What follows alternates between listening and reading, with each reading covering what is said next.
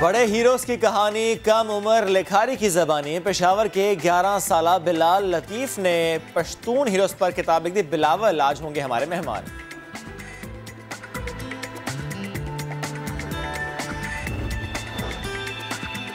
न दस्तावेजात लाने का झंझट, न घंटों का इंतजार। CNIC लाइए, ड्राइविंग लाइसेंस ले जाइए, साथ ही साथ कॉफी भी पीजिए। रावलपिंडी ट्रैफिक पुलिस ने तब्दीली की नई मिसाल कायम की।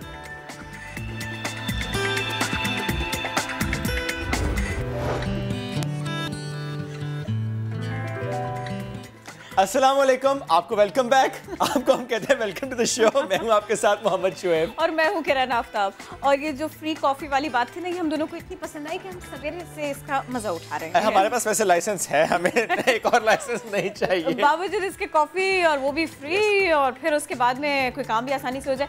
बहरहाल मैं इस स्टोरी की बात अभी नहीं कर रही हूँ। सिर्फ कॉफ़ी के बारे में थोड़ा सा कुछ सोचा कि मुंह का जायका आगे जाके न जाने क्या बन जाए, पहले हम इसका तस्करा कर लेते हैं। लेकिन ये तस्करा था, महज तस्करा था। मसला है तफसील के साथ आपके सामने रखते हैं।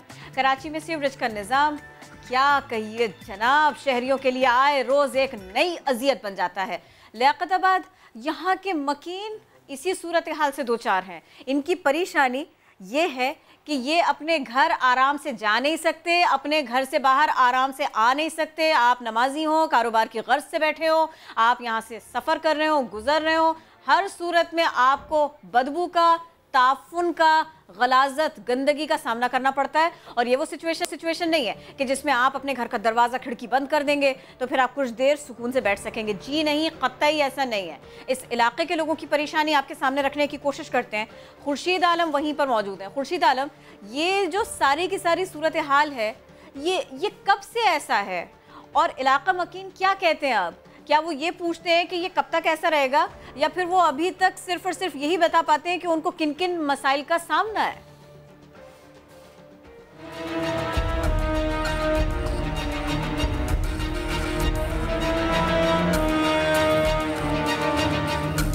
गुजारा ऐसे कर रहे हैं, कुत्ता बिल्ली होते हैं ना, इस तरह गुजारा हो रहा है यहाँ। मासूम बच्चे गंदे जरासीम, ये देखें टांगों में हमारी चोटियां गंदे जरासीम लग रहे हैं। और वहाँ ऑफिस जाते हैं तो वो लोग सुनते ही नहीं है। दरखास्तें लगवा लेते हैं, साइन करवा के मोहल्ले वालों को दिए में, वहाँ पर कोई काम ही नहीं हो रहा। यहाँ तो बहुत बुरा हाल है। आप इस गली में चले जाएं, तकरीबन 8-10 दिन हो गए, पानी इतना जमा है कि वहाँ निकलने का रास्ता ही नहीं है। लोग घरों के अंदर पानी है। बहुत मुश्किल है, बहुत ज्यादा। 1 महीना हो गया पानी फेंकते फेंकते। हम बेवा हैं, घर किराए का इतना है नहीं जो हम बदले घर। कह के लोगों को हम लोग भी थक गए हैं। ऑफिस में जा रहे हैं, वहाँ जा रहे हैं, उनको बोल रहे हैं, लेकिन ये कि अब काम तो शुरू करा हुआ है, अगर सही तरीके से उसको कंप्लीट किया जाए तो शायद अल्लाह ताला को हमारे लिए भी कोई अच्छा असबाब पैदा कर दे। हालांकि इतना बड़ा नाला है, इसको सही तरीके से अगर साफ किया जाए, ये 6 फीट का नाला है पूरा, ये अगर इसको सही तरीके से साफ करें तो क्यों नहीं इसका रास्ता खुलेगा इनकी। और ये देखिए, आप कचरा देखें ना, और रास्ता देखिए, आप देखिए रास्ता है कहीं आने जाने का? कहाँ जाएगा बंदा? बीमार है या कुछ है, कैसे जाएगा ये बताओ? गंदा पानी आता है, सारी गली निकलने का रास्ता नहीं है, ये नहीं है, वो नहीं है, इतनी परेशानी है। जी बिल्कुल, मैं इस वक्त मौजूद हूँ लियाकताबाद में, उस मकाम पर जो मेरे सीधे हाथ पे लियाकताबाद नंबर 4 है और मेरे उल्टे हाथ पर लियाकताबाद नंबर 3 है। और इस जगह पर कम से कम हम ये कह सकते हैं कि सूबाई वजारत बल्दियात और Karachi water and sewerage board की नाअहली की वजह से इलाका एक बहुत बड़े झील और गंदे पानी के तालाब में तब्दील हो चुका है। कैमरामैन कामरुद्दीन आपको दिखाएंगे कि ये गंदे पानी की जो नहर कह लें, झील कह लें, तालाब कह लें, इससे अहल इलाका शदीद दुश्वारियों का शिकार हैं। लोग इसी गंदे पानी से अपनी बाइकें लेकर गुजरते हैं, लोग इन्हीं किनारों से होकर के अपने कपड़े बचाते हुए गुजरते हैं।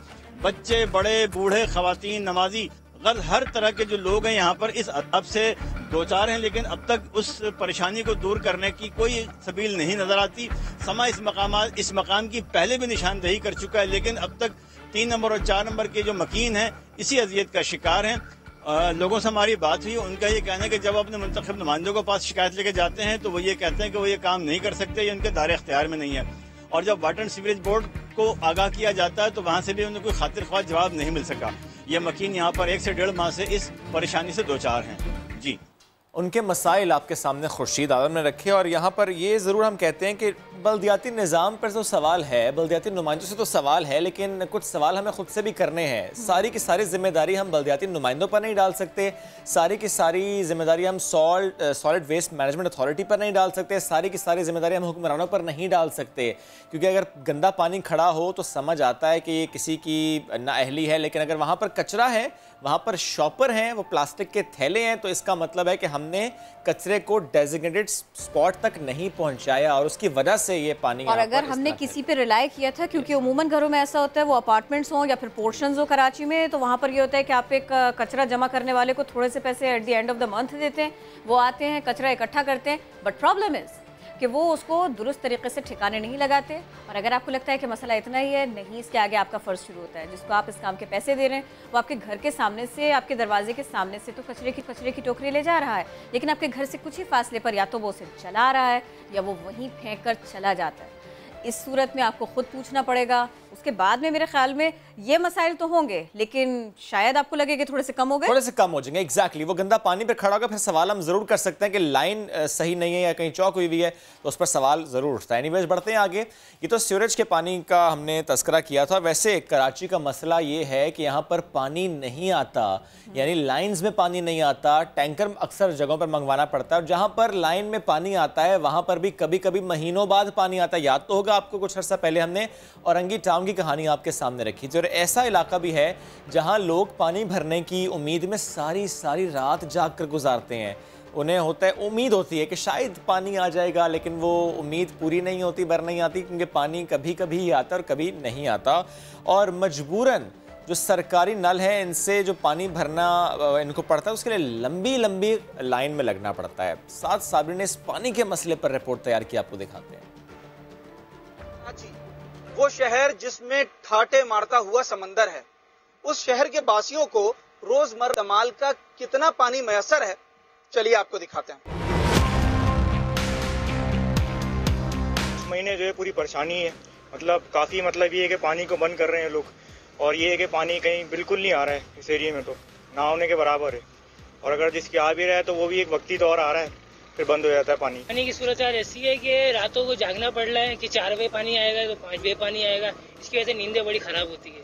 सही है, सुबह ऑफिस भी जाना होता है, काम पे पढ़ने भी जाना होता है इधर, तो इसके लिए बड़ा मसला होता है। रात के 2 बज रहे हैं, मैं नाता खान गोट का रिहायशी हूँ, नाता खान गोट से यहाँ पर आया हूँ रात के 2 बजे पानी का कैन लेने। अब मैं इलाके में, अभी हमारे इलाके में अगर आप देखें पीछे तो लाइट नहीं है, लाइट बिल्कुल भी नहीं है। पानी का जब टाइम होता है तो लाइट चली जाती है, पूरी रात लाइट नहीं होती। सुबह हम जॉब पे भी नहीं जा पाते, जब जॉब पे जाते हैं, जॉब से जैसे ही आते हैं तो पानी वानी के लिए भाग दौड़ शुरू करते हैं। अब जब शाम में पानी नहीं मिलता तो रात में निकलना पड़ता है और हम पानी लेके अपने घरों पे पहुंच जाते हैं। बेसिकली भी अपनी जॉब भी करके आ रहा हूँ, और जॉब करके घर में 2 घंटे जाग के सिर्फ पानी के लिए आया हूँ कि पानी इलाके में नहीं आ रहा हमारे पास। और ये अभी से नहीं, ये रमजान स्टार्टिंग और रमजान से हर साल ही होता है। वैसे तो रमजान के महीने के बाद पानी सही हो जाता है, इस दफा पानी रमजान के वजह से अब तक पानी नहीं मिल पा रहा हमारे को। पानी रात को किस पहर आता है और कब चला जाता है, कुछ नहीं पता। शहरी कहते हैं सारी सारी रात पानी के इंतजार में गुजर जाती है। कैमरामैन मोहम्मद रिजवान के साथ साबरी समा, कराची। तो आपको अगर लगता है कि मसला बस इतना है तो इतना नहीं है। कराची के कुछ इलाकों की ये बात थी, अब जरा पूरे कराची का जिक्र सुनिए। पूरे कराची में के इलेक्ट्रिक ने अंधेरा फैलाया हुआ है, और फिर उसके बाद में इश्यूज को रिजॉल्व करेंगे ऐसा नजर नहीं आता। कराची में के इलेक्ट्रिक ने नए ग्रिड स्टेशंस की तामीर के लिए अराजी अलॉट करा ली, लेकिन नए मंसूबों में मगन के इलेक्ट्रिक के पुराने पावर प्लांट जवाब देने लगे हैं। बिन कासिम पावर प्लांट के एक यूनिट पर तकनीकी खराबी आई, और इस सब के बाद क्या हुआ? एक बार फिर कराची के शहरियों को अजियत से गुजरना पड़ा, और वो जो लोड शेडिंग है ना, उसका दौरानिया 10 घंटे कर दिया गया।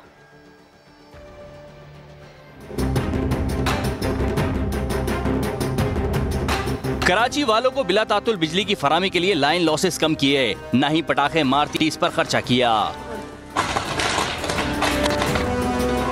उल्टा उल्टा नए ग्रिड स्टेशन लगाने के लिए के इलेक्ट्रिक ने सिंध हुकूमत से मजीद जमीन ऐंठ ली। वजीर तवानाई सिंध ने के इलेक्ट्रिक को 500 किलोवाट के ग्रिड स्टेशन की तामीर के लिए 40 एकड़ अराजी की अलॉटमेंट की मंजूरी दे दी। अराजी की मंजूरी देने वाली सिंध हुकूमत भी शहरियों पर सितम भूल गई। तवील लोड शेडिंग कम करने के दावे करने वाली के इलेक्ट्रिक ने बताया बिन कासिम पावर स्टेशन 1 के एक यूनिट पर टेक्निकल फॉल्ट आ गया। 130 मेगावाट सिस्टम से निकलने के बाद शॉर्टफॉल 900 से भी ऊपर चला गया। कराची की 3300 मेगावाट तलब को पूरा करने के लिए लोड शेडिंग का दौरानिया 10 घंटे तक बढ़ा दिया गया। के इलेक्ट्रिक ने वफाक की जानिब से गैर एलानिया लोड शेडिंग खत्म करने के दावे को भी करंट लगाकर मार डाला। मलिर, गुलिस्तान जौहर, गुलशन इकबाल, सुरजानी और न्यू कराची समेत दीगर इलाकों में लोड शेडिंग का जिन बेकाबू है। ये तो बात हम के इलेक्ट्रिक की कर रहे हैं, लेकिन एक और मामला वो भी के इलेक्ट्रिक से ही जुड़ा हुआ है और वो मामला है केबल ऑपरेटर्स का। क्योंकि केबल ऑपरेटर्स के इलेक्ट्रिक से मुज़ाकरात तो हो रहे हैं, लेकिन इसके बावजूद कराची शहर में बहुत से इलाकों में केबल की सर्विसेज नहीं आ रही। इंटरनेट सर्विसेज भी मुअत्तल की गई कुछ घंटों के लिए, लोग परेशान हुए। Chairman cable operator association Khalid Arain साहब ने मौक़िफ़ इख्तियार किया कि के इलेक्ट्रिक को यकीन दिला चुके हैं कि केबल जो है वो उसमें करंट नहीं होता, लेकिन फिर भी कराची में जो केबल है वो काटी जा रही है। और इसी बात को बुनियाद बनाकर गुज़श्ता रोज़ शहर भर में 2 घंटे के लिए केबल सर्विस और इंटरनेट सर्विस मुअत्तल रही। इसी पर आज हम मज़ीद बात करेंगे। हमें ज्वाइन किया है खालिद अराइन साहब ने। सर, शुक्रिया आपके वक्त का। खालिद साहब, थोड़ा बैकग्राउंड जानना चाहता हूं मैं आपसे, क्योंकि जब भी के इलेक्ट्रिक से इस मामले पर बात होती आई है, कराची के मसलों को लेकर, के इलेक्ट्रिक के मसाइल को लेकर, वो इल्ज़ाम आयद होता आया है केबल ऑपरेटर्स पर। वो कहते हैं कि जब आप लोग काम करते हैं, जब आपका अमला काम करता है, वो इस तरह का काम करता है कि उसकी वजह से इनकी तारें टूटती हैं, इनकी तारें गिरती हैं। दैट इज़ द रीज़न कि फिर करंट लगने के वाक़यात रिपोर्ट होते हैं। ठीक है, कुछ जिम्मेदारी उनकी, लेकिन जिम्मेदारी आप पर डाली जाती है। बैकग्राउंड दीजिएगा, कब से ये मामला इसी तरह से रिपोर्ट होता आ रहा है, कब से इस पर बात होती आ रही है? जी, बिस्मिल्लाहिर्रहमानिर्रहीम। देखिए जी, केबल ऑपरेटर्स के इलेक्ट्रिक के पोल तो जब से ये इंडस्ट्री वजूद में आई है तब से हम इस्तेमाल कर रहे हैं। ठीक, सिर्फ कराची नहीं, पूरे पाकिस्तान भर में जितनी पावर कंपनीज हैं जो वापदा के जो ज़ेर इंतजाम चलती हैं, लेस्को, हेस्को, सब जगह हम यही पोल इस्तेमाल कर रहे हैं। ठीक है। के इलेक्ट्रिक की तरफ से ये तनाज़ा तब शुरू हुआ जब पिछले साल मानसून की बरसात के अंदर कराची के 16 शहरी जो है वो इंतकाल कर गए। मीडिया पे इस इशू को उठाया गया, ठीक है, जिसके बाद के इलेक्ट्रिक की इंतजामिया ने ये इल्ज़ाम केबल ऑपरेटर्स के ऊपर थोपने की कोशिश की, जिसका हमने रद्द-ए-अमल के तौर पे हमने इनको ये एहतजाज किया कि हमारे तो किसी भी केबल वायर के अंदर कोई करंट नहीं होता। ठीक है, हम ऑप्टिक फाइबर का इस्तेमाल करते हैं, जिसमें मुमकिन ही नहीं है कि सर को करंट जाने का सवाल ही पैदा हो। नहीं सर, वो मामला आपकी केबल के करंट का नहीं है। मामला यह है कि जो आपका अमला उनके पोल इस्तेमाल करता है, वहां पर अपने काम करता है, उस काम के दौरान कोई मसाइल हो जाते हैं, वो तारें अगर टूट जाएं लाइन की, तो आपका अमला कहता है ये हमारा काम नहीं है, ये बात कहते हैं। जाहिर है ये तो ऑब्वियस सी बात है, केबल में करंट नहीं होता। नहीं, वो पता क्या, वो इल्जाम तो यही लगा रहे हैं ना कि क्योंकि जब ये तनाज़ा स्टार्ट हुआ तो जो इनके जो सीडीओ हैं आमिर दियाल साहब, उन्होंने कोशिश की है केबल ऑपरेटर्स जो है ना, जो इसकी जो जिम्मेदारी कबूल करें कि हमारी वजह से, लेकिन आपने बात क्लियर कर दी। हमने इससे इनकार किया, तो इसके बाद तब से ये अपनी मनमानी करने और हमारे वायर जो टूट के गिरते हैं तो हम खुद उसका मेंटेनेंस करते हैं। और मगर ऐसा कोई चीज नहीं है कि हमारे वायर की वजह से जो काम करने में परेशानी हो। इनकी अपनी नाअहली थी, जिसकी वजह से ये अमवात हुई। मगर अफसोस से ये कहना पड़ता है कि कई मीटिंग्स के बावजूद, मतलब हमारी कमिश्नर कराची के साथ भी मीटिंग्स हुई और हमने इनकी ये कहा कि ज़राए अबलाग को घरों तक पहुंचाने की जिम्मेदारी केबल ऑपरेटर अदा कर रहे हैं। ठीक है, और ये जिम्मेदारी केबल वायर के जरिए ही हम पहुंचा सकते हैं, क्योंकि वायरलेस केबल तो पाकिस्तान में नहीं है। केबल के जरिए ही उसूली तौर से यही होना चाहिए, उसूली तौर से यही होना चाहिए, लेकिन ये हो नहीं रहा। और इसके तो आप बात बिल्कुल, आपकी इस मामले में बिल्कुल आपका मौक़िफ़ दुरुस्त है कि फिर अकेले आपकी जिम्मेदारी नहीं है, फिर तो के इलेक्ट्रिक को भी ऐसे ही करना चाहिए, इतने ही जदीद निज़ाम की तरफ लेके जाना चाहिए। जितना बड़ा ये शहर है इतना तो उनको करना चाहिए, जितने उनको बिल मिलते हैं इतना तो उनको करना चाहिए। अब ज़रा मुझे ये बताइएगा, ये जो शहर भर में 2 घंटे के लिए केबल और इंटरनेट सर्विस मुअत्तल रही, ये सारे का सारा क्या मामला है? सर आप प्लीज़ हमें बताएंगे।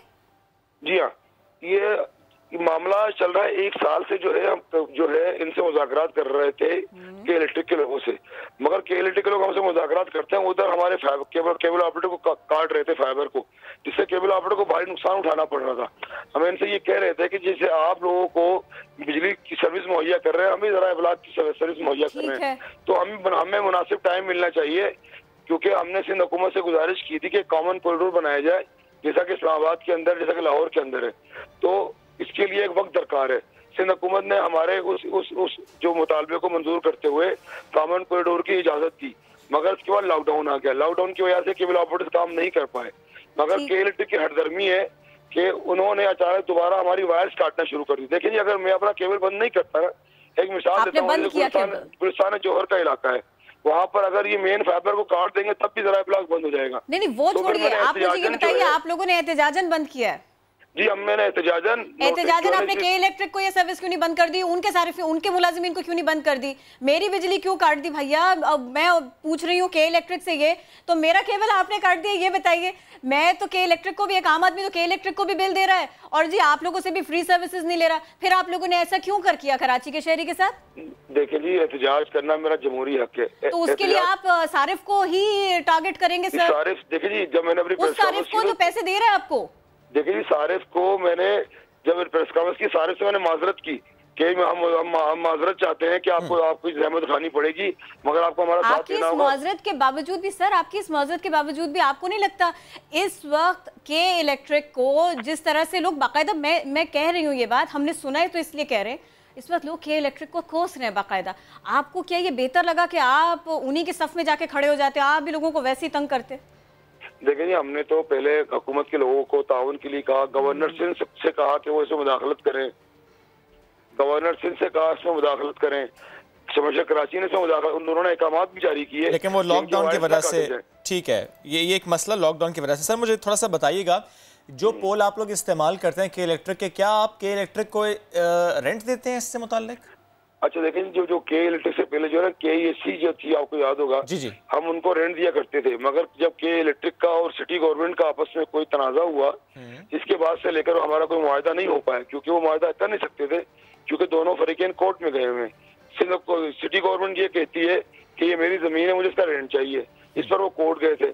इसके बाद से लेकर हमारा कोई एग्रीमेंट नहीं हो पाया। जितने भी पावर कंपनी है पाकिस्तान भर में, सबसे हमारे एग्रीमेंट्स हैं, यानी बाकी सारी कंपनीज को केबल ऑपरेटर्स रेंट देते हैं, लेकिन यानी पूरे पाकिस्तान में बाकी तमाम जो कंपनीज हैं, जो सर्विस प्रोवाइडर हैं इलेक्ट्रिसिटी के, उनको आप लोग रेंट देते हैं क्योंकि उनके पोल इस्तेमाल करते हैं, लेकिन के इलेक्ट्रिक को नहीं देते कानूनी वजह से। हमसे हम देने के लिए तैयार हैं, हम तो ये चाहते ये हैं कि गवर्नर सिंध या कमिश्नर कराची अपनी सरबराही में केबल ऑपरेटर और इनके दरमियान हमारा मुआहदा तय करवाएं। सर लेकिन अगर के इलेक्ट्रिक मुआहदा नहीं करता और के इलेक्ट्रिक कहता है हमें रेंट नहीं चाहिए, मुआहदा हमने नहीं करना, हमने पोल आपको इस्तेमाल नहीं करने देना, आप लोग मुतबादिल इंतजाम करें, तो उसके लिए कितना वक्त लग जाएगा? देखिए, मुतबादिल इंतजाम हमने शुरू कर दिया है। ओके।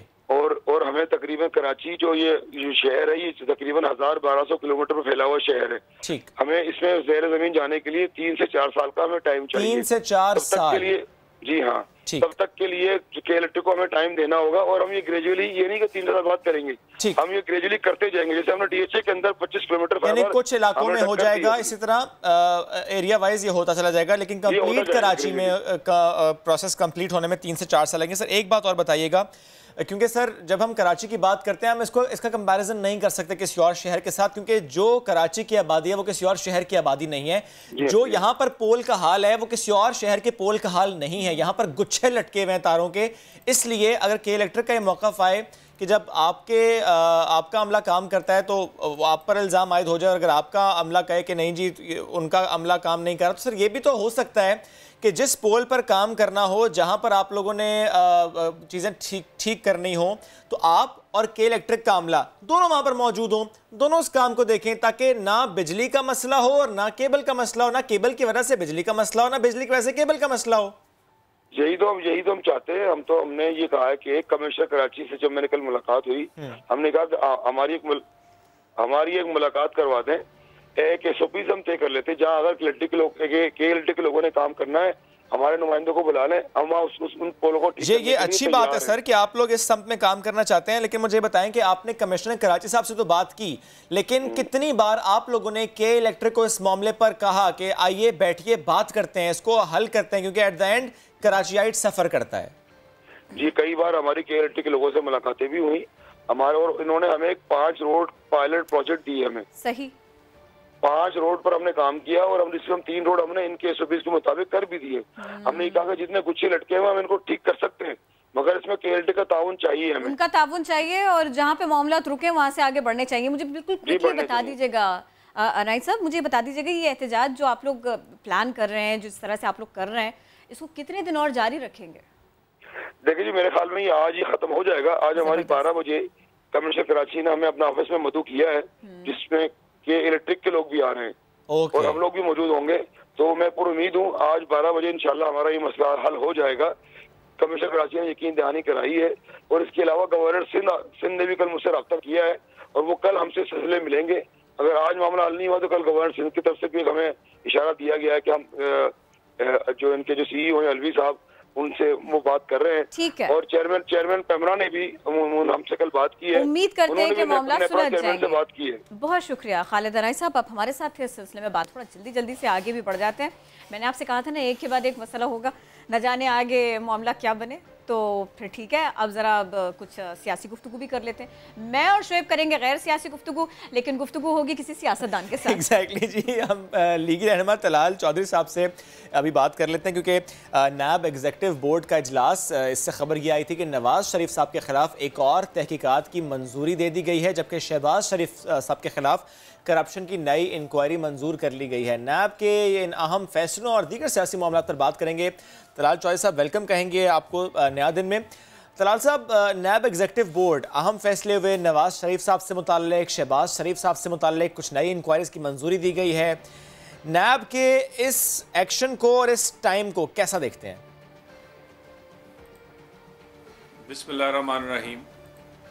देखिए, नैब की जो कारकर्दगी है या नैब के जो इजलास और उनके रिजल्ट है ना, वो बिल्कुल पाकिस्तान की जो इस वक्त की हुकूमत है वो उससे मैच करते हैं। जितनी कारकर्दगी हुकूमत की नीचे जाएगी, जितना हुकूमत को खदशा होगा कि उसमें कोई तब्दीली आने वाली है, उतनी नैब तकड़े एक्शन करती नजर आएगी ऑपोजिशन के ऊपर।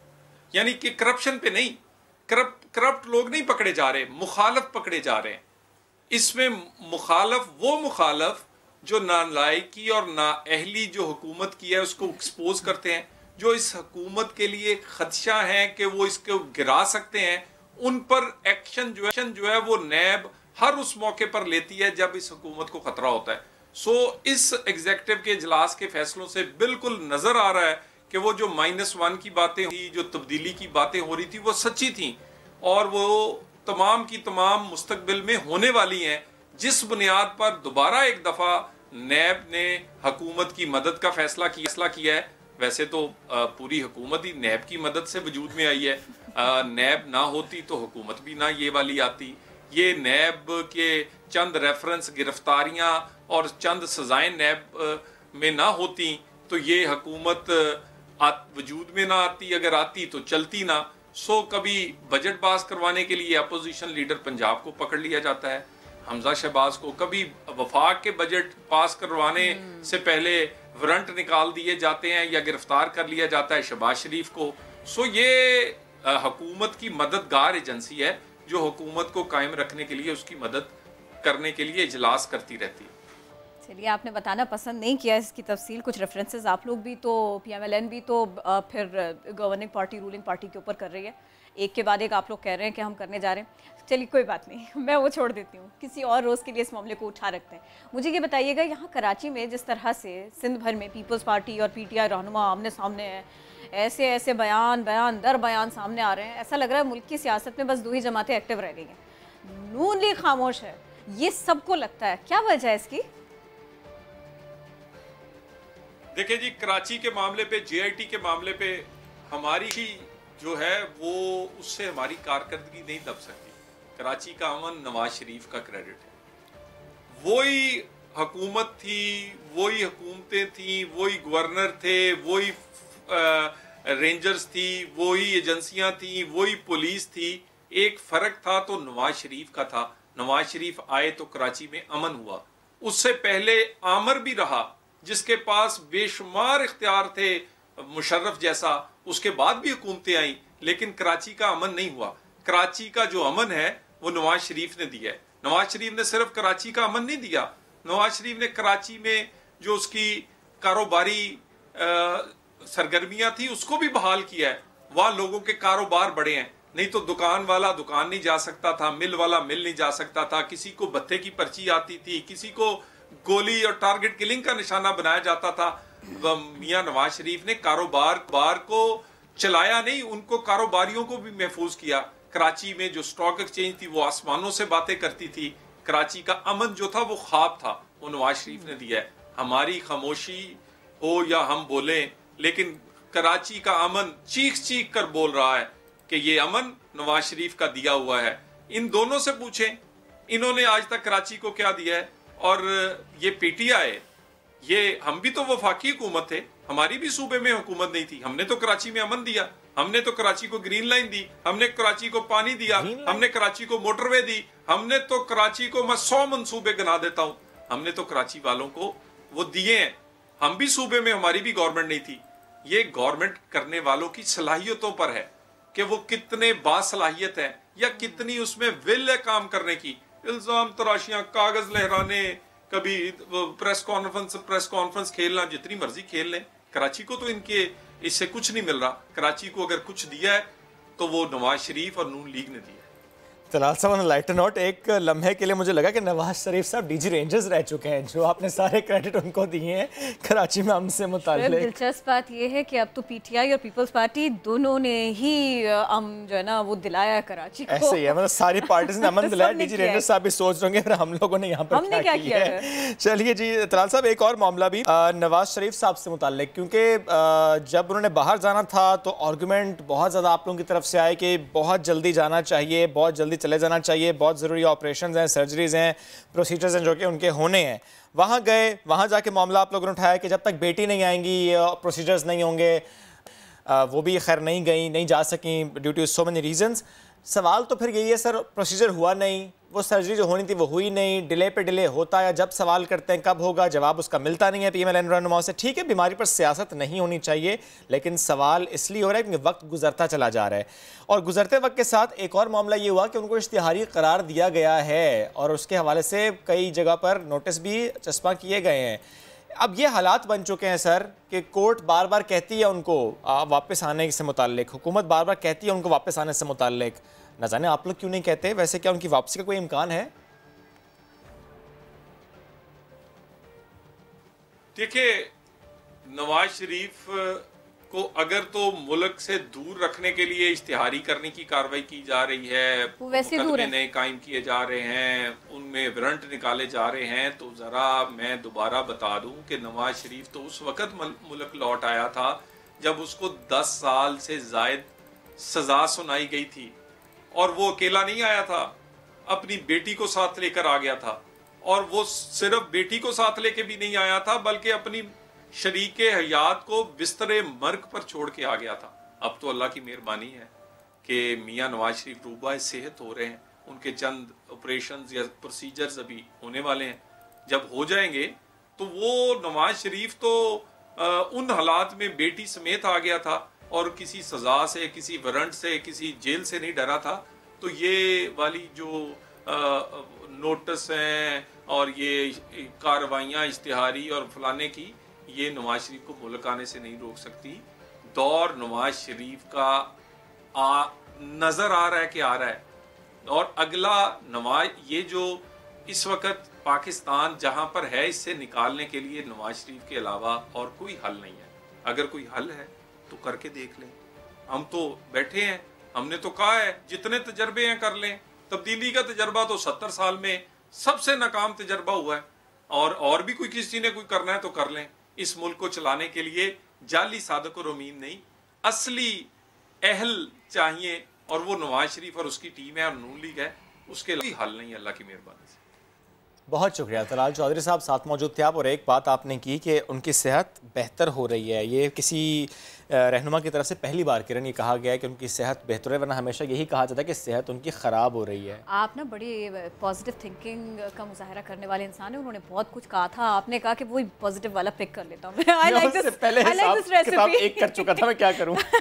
अच्छा, दिलचस्प बात ये कि वो तजर्बे पाकिस्तान में पहले दिन से हो रहे हैं। जमहूरियत के साथ में तजर्बे पहले दिन से हमारे यहाँ हो रहे हैं।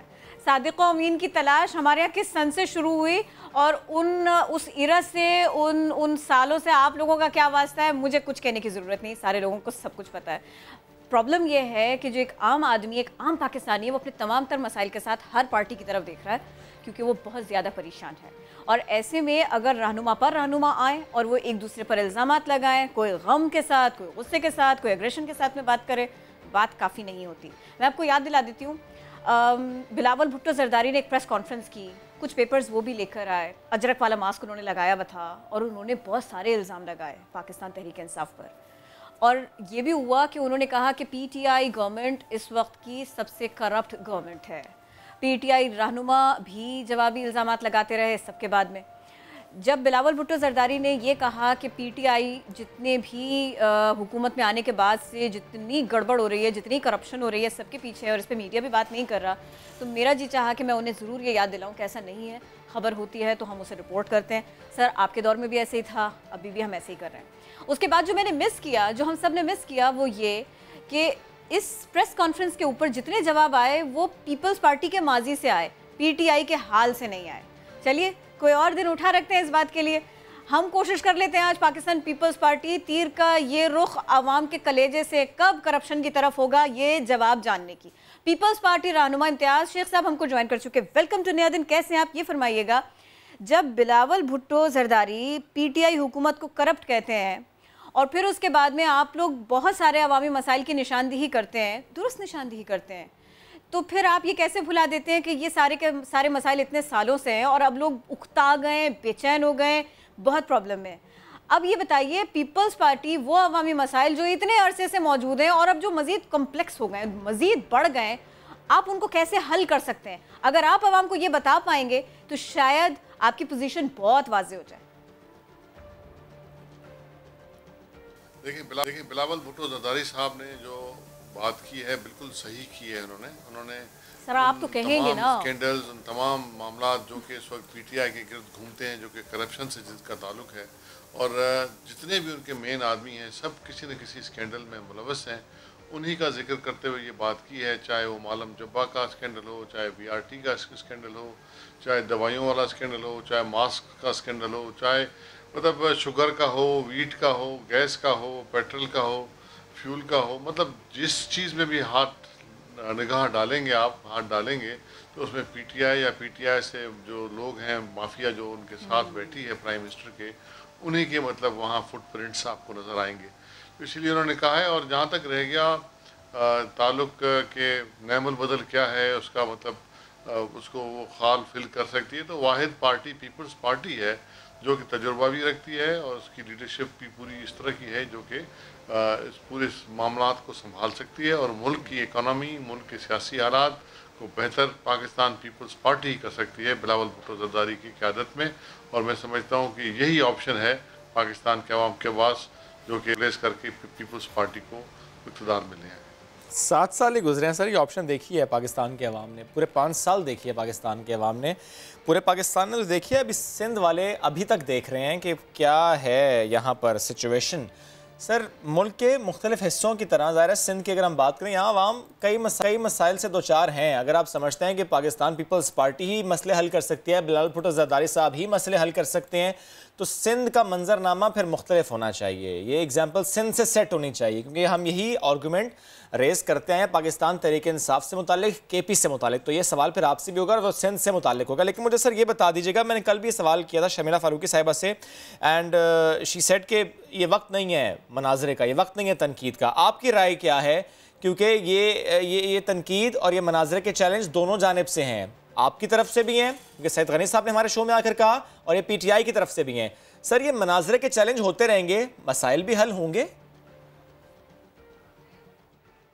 वज़ीर आला सिंध जो कि एक बेहतरीन काम कर रहे हैं, और उनका वज़ीर आला सिंध के मुकाबले का कोई भी उनके पास आदमी नहीं है जो कि इतने बेहतरीन अंदाज में हर मसलों को टैकल कर रहे हैं। और मतलब बहुत ही शराफत की सियासत, और मतलब आप देख लें कि चाहे कोरोना हो, चाहे और मसले मसाइल हों जो भी पाकिस्तान के और सूबों के हैं, उसमें सबसे बेस्ट रोल इनका है मुराद अली शाह साहब का।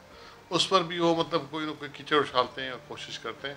तो मतलब कोई भी अगर मुस्बत ऑफ़र की जाए, मुस्बत उनको बात की जाए कि जी मिल के करें, तो ये तहरीक इंसाफ की हुकूमत में न ये सलाहियत है और न ही उनकी ये मतलब जहनी सोच है कि मिल के साथ बैठ के करें, मसलों का हल निकालें। लेकिन मसले हल तभी होंगे जब मिल के बैठेंगे। और एनसीओसी में बैठते हैं जो इस वक्त बाहर आके लड़ते हैं आप लोग, दरपेश पाकिस्तान को, उनसे मतलब किस तरह निपटा जाए, किस तरह बेहतर किया जाए। लेकिन ये तहरीक इंसाफ की हुकूमत से तवक्को रखना, मैं समझता हूँ कि बहुत बड़ी गलती होगी और गलत फहमी होगी। अच्छा देखिए, एक तरफ तो बिलावल भुट्टो साहब कहते हैं कि अगर अवाम के मसाइल को दूर नहीं किया गवर्नमेंट ने तो फिर वो इस्लामाबाद तक जाएंगे और फिर वो वहाँ जाकर के बहुत सख्त स्टेटमेंट उन्होंने आगे दे दी। लेकिन दूसरी तरफ सिचुएशन ये है कि यहाँ हलीम आदिल शेख ने लाड़काना से एहतजाजी तहरीक चलाने का ऐलान कर दिया है। तो अब पीपल्स पार्टी इस सब को कैसे देखती है? देखिए जी, हलीम आदिल शेख साहब की जो भी बात है उसको तो मैं तो सीरियस नहीं लेता। वो जिस तरीके से बात करते हैं, जिस तरीके से वो चीज़ों को निकाल के ले आते हैं, वो मतलब पूरा झूठ पे मुबनी है। झूठे फ़ोटो निकाल के ले आएंगे और चीज़ों को इस तरह बयान करेंगे जैसे कि सर आप अदालत में जाए ना फिर इस सब के खिलाफ। काम ही नहीं हुआ, जो कि मतलब मैं समझता हूँ कि किसी तरीके से भी सही नहीं है। और मतलब उनके चैलेंज से या उनकी तहरीक चलाने से, बल्कि आके चला के देख लें तहरीक, तो उनको जवाब भी मिल जाएगा तहरीक का। और लोग उनको वैसे ही रिजेक्ट किए हुए हैं और आइंदा भी रिजेक्ट करेंगे। मैं समझता हूँ कि उनकी बातों को कोई भी सीरियस नहीं लेता और न ही लेना चाहिए, न ही इस काबिल होती हैं उनकी बातें कि उनको सीरियस लिया जाए।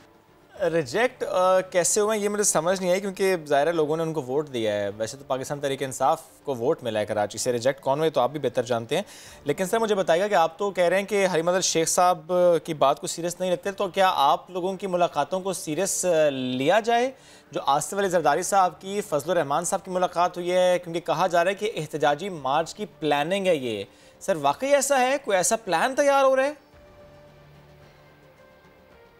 अगर सोच रखी गई है तो मैं समझता हूँ गलत नहीं है, और ये हर पॉलिटिकल पार्टी का फ़र्ज़ बनता है और सियासी तौर पर उनका हक है कि वो मुल्क को उन हालात से जो कि तहरीक इंसाफ हुकूमत ने जिस नहज पे खड़ा कर दिया है, चाहे वो सियासत हो, चाहे वो माईशत हो, और चाहे किसी भी फील्ड में आप देख लें, मतलब उनको उनके जो मतलब सूरत हाल है वो एक फेल्ड गवर्नमेंट की है और एक फेल्यूर की तरफ है।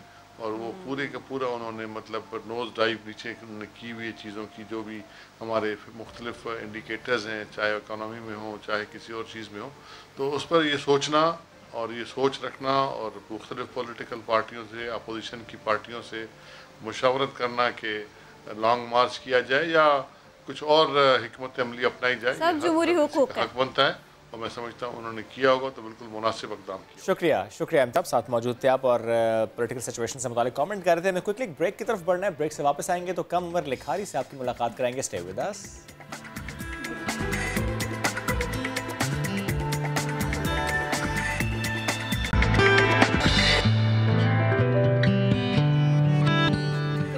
बड़े लोग लफ्ज़ों के खिलाड़ी होते हैं, लेकिन छोटे छोटे बच्चे बड़े प्यारे लिखारी होते हैं।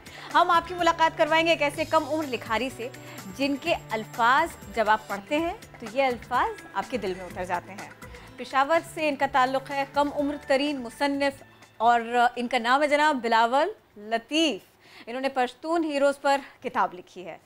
किताब में क्या कुछ है, इनके मामूलात क्या हैं, खाने में क्या पसंद है, क्या सुपर फूड खाते हैं ये, मुझे प्लीज जानना है ये सब कुछ। किरण, ये बड़े सोचने की बात है कि अगर ये पेशावर रहते हैं तो फिर मतलब पेशावर इज सिटी, मैं जानना ही चाह रहा हूँ क्योंकि जिनकी इन्होंने बात की है ना, ज़रा वो पेशावर के नहीं है। फॉर एग्जांपल अहमद शाह दुरानी साहब का इन्होंने तस्करा किया है, शेर शाह सूरी की इन्होंने बात की है, अली कुली खान की बात की है, बादशाह खान की बात की है, हमारे तमाम हीरोज़ की बात की है। और ये वो हीरोज़ हैं जिनके बारे में हम अगर किसी नौजवान से पूछते हैं, किसी यूनिवर्सिटीज़ को से पास आउट किए हुए स्टूडेंट से पूछ लेते हैं, किसी बच्चे से पूछ लेते हैं कि जरा इसके बारे में बताइएगा, तो वो घूम के रह जाते हैं। अब नहीं घूमेगा, किताब पढ़ेगा और उसे मालूम हो जाएगा इन तमाम हीरो से मुतालिक। तो बिलावल लतीफ, गुड मॉर्निंग कहते हैं आपको, वेलकम टू द शो। कैसे हैं आप? जी थैंक यू, अल्हम्दुलिल्लाह का शुक्र है, मैं ठीक ठाक हूँ। बिलावल पहले ये बताइएगा, मेरी और शुएब की गलतियां तो नहीं पकड़ रहे थे आप कहीं? ये क्या कहा इन्होंने? नहीं। अच्छा बिलावल, एक तस्वीर तो हमारी कीजिए। और ये मैंने जान के हम दोनों ने गलती की कि हमने फोकस रखा पेशावर को। लेकिन मुझे आप बताएं, क्योंकि आपका ताल्लुक वजीरिस्तान से है, आप तो कुछ साल पहले गालिबन 2015 में पेशावर आए थे, तो मुझे जरा बताइए, क्योंकि आप तो वजीरिस्तान में रहे हैं और वजीरिस्तान में आपकी ज़ाहिर बचपन गुजरा है, बचपन ही है लेकिन फिर भी अर्ली चाइल्डहुड आपका वजीरिस्तान में गुजरा है। यस, तो उससे मुतालिक मुझे बताएं, क्योंकि ज़ाहिर है वहाँ पर रहना, फिर वहाँ से माइग्रेट होकर आप लोग पेशावर आए, ज़ाहिर है वो क्योंकि ऑपरेशन हो रहा था इसलिए आप लोग आए। मोटिवेशन कैसे मिली आपको कि मैंने लिखना है और मैंने इन हीरोज से मुतालिक लिखना है? देखो सर, जब पहली बार APS पर हमला किया होता 2014-16 दिसंबर में, तो उसके बाद मैंने किताब लिखने का फैसला किया ताकि मैं अपने पाकिस्तान और पूरे पठानों के लिए एक हौसला अफजाई बनूँ। क्योंकि आप जहीं भी जाते हैं तो यही सवाल पड़ता है कि पाकिस्तान के लोग में इलिटरेट है, पोवर्टी है। तो मैं उसको ये पैगाम देना चाहता हूँ कि पहले आप हिस्ट्री पढ़े ताकि आपको पता चले कि पठान और बाकी पाकिस्तान जितनी भी बैड भाई वो कैसे ब्रेव कौम थी सारे। और मुझे ये भी बताइएगा, इसके लिए आपने सिर्फ सुनी सुनाई के ऊपर तो नहीं कान रखे होंगे, आपने खुद भी पढ़ा होगा। कितनी किताबों से आपने मैंने बहुत सी किताबें पढ़ी हैं, बातें भी की, किताबें भी पढ़ी। कुछ ऑथर्स के नाम बताएंगे मुझे अगर चाहें तो? जी मैंने बहुत सी किताबें पढ़ी, आर्टिकल्स भी पढ़ी है। द पठान्स बुक पढ़ी थी बाय सर एलफ कैरो, जो रशिया में होता है, वो उसने बहुत पहले किताब लिखी थी, उसकी किताब भी मुझे बहुत अच्छी लगी थी। और गनी खान की किताब भी मैंने देखी थी, द पश्तून द पठान, वो किताब मैंने बहुत से आर्टिकल से आइडिया लिया था। और आइडिया लेने के अलावा मुझे ये भी बताइएगा, ये सब कुछ जो आप इतना पढ़ते रहे, सारे का सारा डेटा भी आपने इकट्ठा किया, तो मुझे ये बताइए कि इसके लिए आपने किताब की मदद ली, लाइब्रेरी गए या इंटरनेट का सहारा लेना पड़ा आपको? मैंने बहुत से जगह इख्तियार किया, मैं लाइब्रेरी भी गया, वहाँ पर भी मैंने बहुत सी किताबें पढ़ी। मैंने बहुत से लड़कों सर प्रोफेसर से भी मैंने आइडिया लिया था, तो वो लोग बहुत खुश थे क्योंकि पठान का मैंने नाम रोशन किया था। और आप यही भी देखे तो सारे UK में है तो यही सवाल करते कि पाकिस्तान में इलिटरेट है, तो मैं उसको ये पैगाम देना चाहता हूँ कि आप किताब पढ़े, हिस्ट्री। बहुत से एवेंजर है, ग्लेडिएटर है पठानों में, शेर शाह सूरी, अहमद शाह अब्दाली है, बादशाह खान, ये बहुत बड़े बड़े वो गुजरे थे, एवेंजर ग्लेडिएटर गुजरे थे, जो आखिर सांस तक अपने पठान भाइयों को आज़ादी दिला रहे थे। और अभी भी इंशाल्लाह हम इस बात पर खड़े रहेंगे। वाह वाह वाह वाह। अच्छा मुझे ज़रा साथ में ये भी बताइएगा, बहुत सारे बच्चों को, मेरे और शुएब जैसे बड़ों को भी, हम लोगों को शौक होता है कि इंफॉर्मेशन इकट्ठा करें, वर्ड्स हमको नए से नए पता चले, पुराने से पुराने वर्ड्स हमारे पास हों, ये मालूमात का ज़ख़ीरा, अल्फाज का ज़ख़ीरा। तो आप जो लोग आपको देख रहे हैं उनको क्या एडवाइस करेंगे? बिलावल ने इंफॉर्मेशन ज़्यादा से ज़्यादा हो मेरे पास, अल्फाज का ज़ख़ीरा मेरे पास हो, इसके लिए इंटरनेट पर ज़्यादा रिलाई किया या किताब तो पढ़नी है, ये मस्ट है, ये लाजमी है? आपको क्या लगता है? देखो अगर आप एक अच्छी हिस्ट्री वो लिखना चाहते हैं, किताब लिखना चाहते हैं, मिसाल के तौर पर, तो आपके बहुत से रास्ते इख्तियार करने पड़ते हैं। जैसे कि आप पहले इंटरनेट के ज़रिए आप उसको लिख लो, फिर आप इंटरनेट के ज़रिए तो आपने लिख लिया, अब आप उसको रिव्यू भी करोगे, आप उसके रेफरेंसेस भी ढूंढोगे कि ये बात किसने कही थी, किस टाइम में कही थी या कैसी की थी, ये बात भी आप लेके गए। रेफरेंसेस तो देने पड़ते हैं बुक लिखते हुए। ये बताएं कि आपने जब सोचा कि मुझे किताब लिखनी है और मुझे इसी टॉपिक पर लिखनी है, यानी हीरोज से मुतालिक लिखनी है, और फिर आपने काम शुरू किया, टोटल ड्यूरेशन कितनी थी जब आपने सोचा कि अब मुझे लिखनी है? सर 3 इयर्स, 3 साल लगे आपको किताब लिखने में?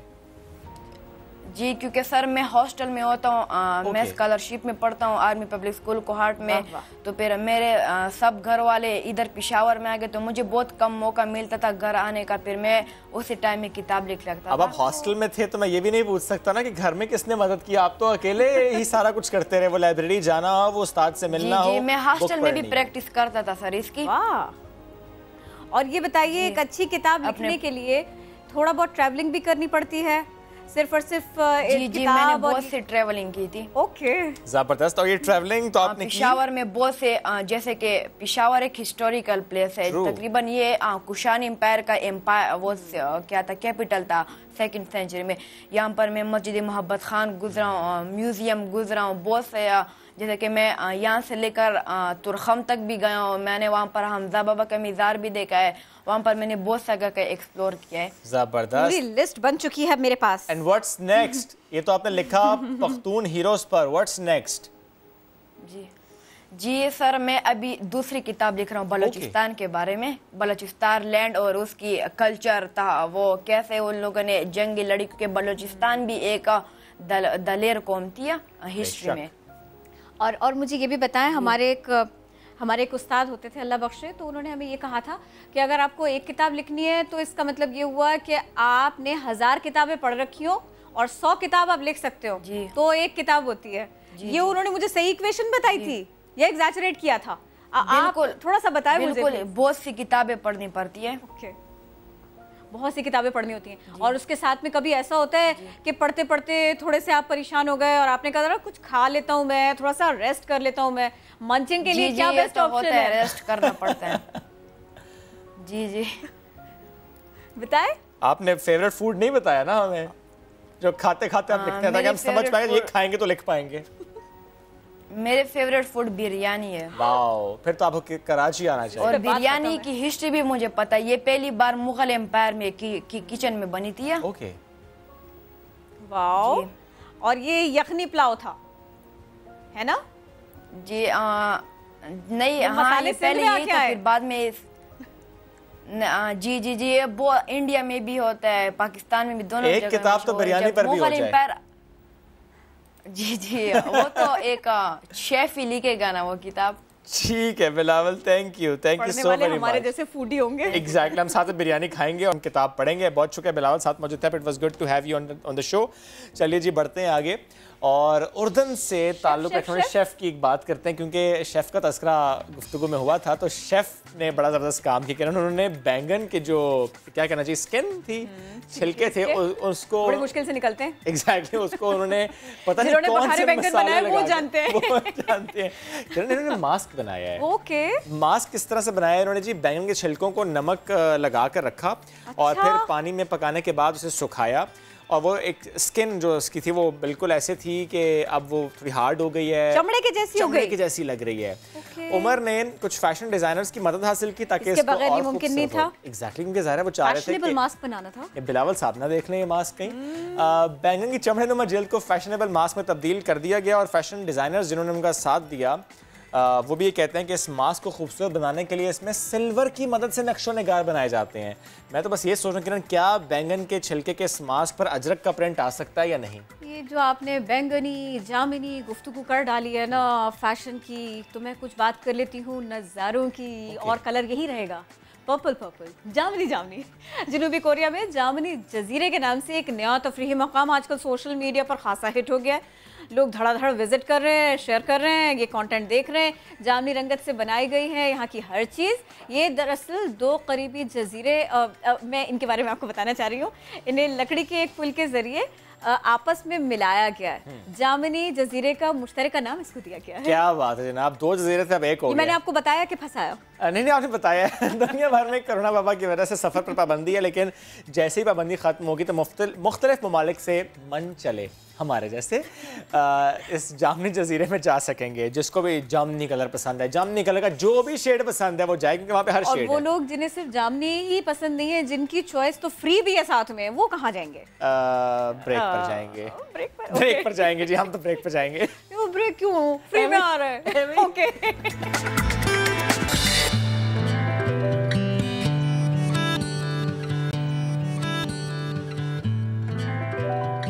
Welcome back. लेकर चलते हैं आपको अमेरिका की चिड़ियाघर, और लेकर आपको इसलिए जा रहे हैं क्योंकि वहाँ पर बड़ी मौजें मनाई गई हैं और वो जानवरों ने मनाई हैं, क्योंकि उनके लिए ठंडी ठार मज़ेदार दावत का एहतमाम किया गया था। जब मैंने ठंडी ठार कह दिया तो समझ तो आप जाएं, हर चीज़ वहाँ पर ठंडी ठंडी थी। आइस केक से लेकर बर्फ़ के गोले, और जो चीज़ रखी उसमें उन्होंने ठंडक का ख़ास एहतमाम किया। उन्होंने कहा जी गर्मी बहुत है तो इनके लिए ज़रा ठंडक का एहतमाम किया जाए। क्या बात है, वैसे तो ग्रीन चीज़ें देख के भी ना ठंडक का एहसास ही होता है। आगे बढ़े, पढ़ना बरतानिया पड़ेगा। की बात करें तो जनाब बरतानिया के अम्यूजमेंट पार्क, यहाँ एडवेंचर बड़ा महंगा कैसे, मैं आपको बताती हूँ। पार्क में मंचले कई फीट बुलंद एक राइड के मजे लेने के लिए गए थे। कोरोना के बाद ये बिल्कुल नया नया खुला था, तो लोगों ने सोचा कि क्यों ना यहाँ का रुख करें और इस राइड का मजा लें, लेकिन अचानक क्या हो गया जी, तकनीकी खराबी, और इसकी वजह से ज़मीन से कई फीट ऊंचा ये झूला फंस के रह गया। कई घंटों तक लोग जो इस पे सवार थे वो फंसे रहे, फिर इनको रेस्क्यू किया गया, बाहिफाजत निकाला गया। इंतजामिया की जानिब से स्पिनिंग राइड को अब बंद कर दिया गया है। मार्च से ये सब कुछ बंद था, अब खुला था तो यहाँ ये हो गया। ऐसी राइड्स वैसे होती क्यों है ये मैं समझ नहीं पाया किरण, क्योंकि आपको याद है कराची में एक अफसोसनाक वाक़या हुआ था अस्करी पार्क में, वो यही झूला था। तो ऐसे झूले ये ख़तरनाक झूले हैं। अब देखिए खुशकिस्मती है, ज़ाहिर है वो रेस्क्यू कर लिया गया इनको, लेकिन हादसा हो जाते हैं, हो तो जाता है और कुछ हो भी सकता था खतरनाक। ट्रू तो ज़ाहिर है फैमिलीज बैठी होती हैं, बच्चे बैठे होते हैं, हर जान कीमती है। तो ऐसी राइड्स पर मेरा ख्याल है सोचने की ज़रूरत है कि वो राइड्स ऐसी हों कि वो ख़तरनाक ना हो। चलिए जी बढ़ते हैं आगे। ड्राइविंग लाइसेंस अगर आपका नहीं है और आप बनवाना चाहते हैं और आप रावलपिंडी रहते हैं तो आपके लिए बड़ी आसानी है। आसानी और सहूलत ये है जिसका हमने तस्करा प्रोग्राम के आगाज़ में किया था, कॉफ़ी वाला। यानी आप जाइए वहाँ पर आईडी कार्ड लेकर, और चाहे लाइसेंस बने चाहे लाइसेंस ना बने, कॉफ़ी आपको फिर भी मिलेगी। आप आराम से कॉफ़ी पिए। एग्जैक्टली जी, आप कॉफ़ी पीजिए, आपको इंतज़ार का जो वक्त है ना वो इस तरह से कट जाएगा। कॉफ़ी पीते पीते आप वो वक्त काट लेंगे, और ये बड़ी अच्छी बात है किरण के सहूलत के साथ ये काम हो रहा है। वैसे तो जनरली अब हम कहीं पर भी जाते हैं अगर लाइसेंस के लिए, तो नॉर्मली अब कोई और डॉक्यूमेंट्स रिक्वायर्ड नहीं होते, you just go with CNIC और आपका काम हो जाता है। कुछ जगह पर ये ज़रूर आपको कहते हैं अच्छा फलाने रूम में जाए, ठप्पा लगवा के लाएं, साइन करवा कर लाएं, लिखवा के लाएं और फिर आएँ, थोड़ा सा घुमाते हैं। यहाँ पर है कि एक तो घूमना नहीं है, दूसरा वो कह रहे हैं कि कॉफ़ी आप आराम से पीजिए। अच्छा, अगर आप ये समझ रहे हैं कि आप CNIC लेकर जाएंगे, कॉफ़ी पियेंगे और लाइसेंस बन जाएगा, तो मैं ज़रा तस्हीह कर दूं, पहले लर्नर ही बनेगा। ऐसा मामला नहीं है कि लर्नर नहीं बनेगा और डायरेक्ट CNIC ठीक है कि मेरा शौक थोड़ा कम हो गया है और ये शौक में तब्दील हो गया, फिर भी मैं इसकी तफसील जानना चाहूंगी। ओके फाइन, तफसील जानने के लिए हम रिपोर्ट देखते हैं उमर बिन आसिफ की रावलपिंडी से।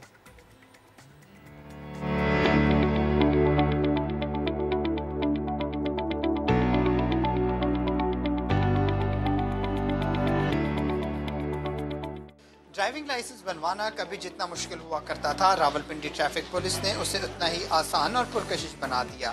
वो कैसे, आइए जानते हैं।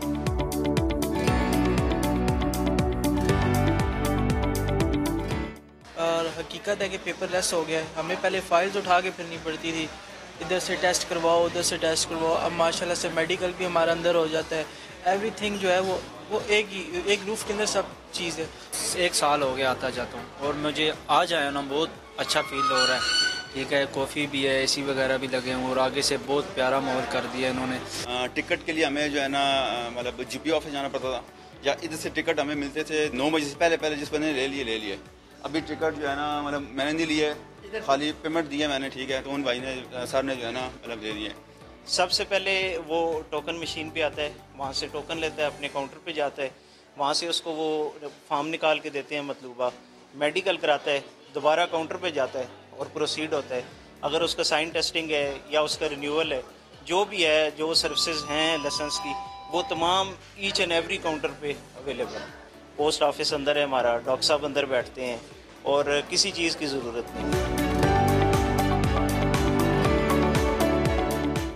सोच बदली, रवैये बदले और पुलिस अवाम में हर दिल अजीज हो गई। और तवाज़ो के क्या ही कहने, वाकई the coffee is fantastic. Cameraman Zulfiqar Ali के साथ उमर आसिफ, समा, रावलपिंडी।